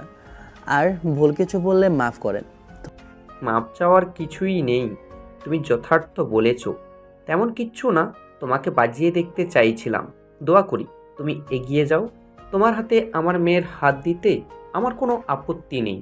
ধন্যবাদ স্যার। অন্যদিকে তাকিয়ে দেখি মিটমিট করে হাসে। আন্টি নাস্তা নিয়ে এলো। খেতে খেতে সবার সাথে কথা বললাম। তোমার বাসা বানানোর কবে প্ল্যান? অনেক দেরি। যখন আমার কাছে বাসা দেওয়ার যথেষ্ট পরিমাণে টাকা হবে তখন বাসা করব। আপাতত 3-4 বছর পর বা আরও পরে। এখন না হয় বাসা ভাড়া নিয়ে থাকবো। তুমি তো এখানেই থাকতে পারবা। আর অহনাকে কি এই জব করতে দিবা? যদি আপনার মেয়ের ইচ্ছে করে তাহলে করবে, সমস্যা কোথায়? তবে 1 বছর আগে যে সমস্যায় পড়েছিল ওই রকম কিছু হলে জব করতে দেব না। পুলিশের চাকরি করে এমন সমস্যা তো মাঝে মধ্যে আসতেই থাকবে। তোর কি ইচ্ছে? আমি কি বলবো? এখন যদি বলে যে চাকরি করতে হবে না, তাহলে ছেড়ে দিতে হবে। বাহ, তোকে বললাম চাকরি করতে হবে না, কিন্তু তুই শুনলি না, জেদ করে গেলি। কিন্তু এখন দেখি অন্য সুর। এই চাকরির জন্য নতুন করে কিছু হারাতে চাই না। একবার যেই ভুল করেছি সেই ভুল আরেকবার করতে চাচ্ছি না, তাই এমন ডিসিশন। এবার যাব, তোমাদের সাথে বাসা যাব। আমাদের জামাইকে কেন রেখে যাবা শুনি? তাকেও সাথে করে নিয়ে চলো, নিয়ে গিয়ে বিয়ে দিয়ে দিব। স্যার, আমি চলে গেলে এদিক কে দেখবে? কেন, শান্ত আছে না তোমার চেলা? আছে, কিন্তু বেচারার আমার বিয়ে খাওয়ার অনেক শখ, আর আপন বলতে তো শান্তই আছে। ওকে ছাড়া কিভাবে বিয়ে করব? বুঝতে পারছি, এখন কি করবা শুনি? এইসব ধুমধাম করে বিয়ে না করে যদি এখানে মসজিদের ইমাম ডেকে বিয়েটা পড়িয়ে দিলে ভালো হতো। আমার তো তেমন কেউ নেই, শুধু শান্ত আর ওর বউ আছে। আঙ্কেল আন্টি তো এখানে আছে, ভাইয়া ভাবিকে ডেকে নিলেই হয়ে যেত। তার থেকে বরং ওদের দুজনকেই সাথে নিয়ে নাও। 2 দিন থেকে না হয় ওরা চলে আসবে। আর 2 দিন বন্ধ রাখলে মনে হয় না খুব বেশি সমস্যা আছে। আমার তো অনেক আত্মীয় স্বজন আছে। তা করা যায়, তাছাড়া শুক্রবার বন্ধ থাকে। তাহলে তো ভালোই, সামনে বৃহস্পতিবার সকালে চলো। অন্যদিকে তাকিয়ে বললাম, যে আমি তাহলে এখন যাই। আচ্ছা ঠিক আছে, কাজের মানুষ বসে থেকে হবে না, তাই তো? জি তেমনি। তারপর চলে আসি দোকানে। দোকানে এসে শান্তকে সব কিছু বললাম। ব্যাটা তো মহা খুশি। তোর খুশি দেখে মনে হচ্ছে ওরই বিয়ে। 1.5 বছর পর উটির সামনে দাঁড়িয়ে আছি। অহনাকে নিয়ে আসা হয়েছে বেবি ডেলিভারির জন্য। আমার শাশুড়ি এবং ভাবিও আছে। ভাইয়া বাইরে গেছে একটু, খুব টেনশন হচ্ছে। আল্লাহ যেন আমার পাগলিটার কিছু না হয়। ডাক্তার বেরিয়ে এসে বলল দুজনেই সুস্থ এবং ভালো আছে। আমি তো মহা খুশি। দৌড়ে ওটি রুমে ঢুকতে যাব, তখন ভাবি টেনে তুললো। বুঝলাম যে বেডে যতক্ষণ না দিবে ততক্ষণ আমাকে যেতে দেবে না, কিন্তু আমার তো আর সহ্য হচ্ছে না। অপেক্ষা যখন করেছি তখন আরেকটু করেই নিই। একটু পরে বেডে দেয়, সাথে সাথে আমিও আর সবাই আসে। অহনার কপালে একটা চুমু দিয়ে আমাদের ছেলেকে কোলে নিয়ে বললাম, সম্পূর্ণ তোমার মতো রং পেয়েছে, আমার মতো একটুও লাগে না। আরে ওস্তাদ, 7 দিনে 7 রকম হবে। আর নাকটা তো তোমার মতো। তোমার ছেলে তোমার মতো না হয়ে যাবে কোথায়? বলছিস? যাক তাহলে ঠিক আছে। তুমি চাইলে মেয়ে, কিন্তু হয়ে গেল ছেলে। আরে পাগলি, যা হয়েছে এতে আলহামদুলিল্লাহ। মন খারাপ করো না, শুকরিয়া আদায় করো। দেখি ভাইয়া কয়েক বক্স মিষ্টি নিয়ে এসেছে। হ্যাঁ, উনি কি পুরো হাসপাতালেই দিবেন নাকি? মনে তো হচ্ছে তাই। আমাদের থেকে দেখে ভাইয়াই বেশি খুশি। সেটাই তো মনে হচ্ছে। ভাইয়া এখানে সবাইকে মিশিয়ে দিয়ে চলে গেল বাইরে। বোন যেমন ভাইও তেমন। ভাবি আমার থেকে আমার ছেলেকে কোলে নিল, ভাবির থেকে আম্মু। গল্পটা এখানেই শেষ করলাম। যদি ভালো লাগে লাইক কমেন্ট করবেন। আর এখানে বিজনেসকে যতটা সহজভাবে উপস্থাপনা করা হয়েছে, এটা মোটেও এতটা সহজ না, বুঝতেই পারছেন। এটা জাস্ট গল্প। তো ধন্যবাদ, ভালো থাকবেন সবাই, সুস্থ থাকবেন। আল্লাহ হাফেজ, tata, bye bye, have fun, খোদা হাফেজ।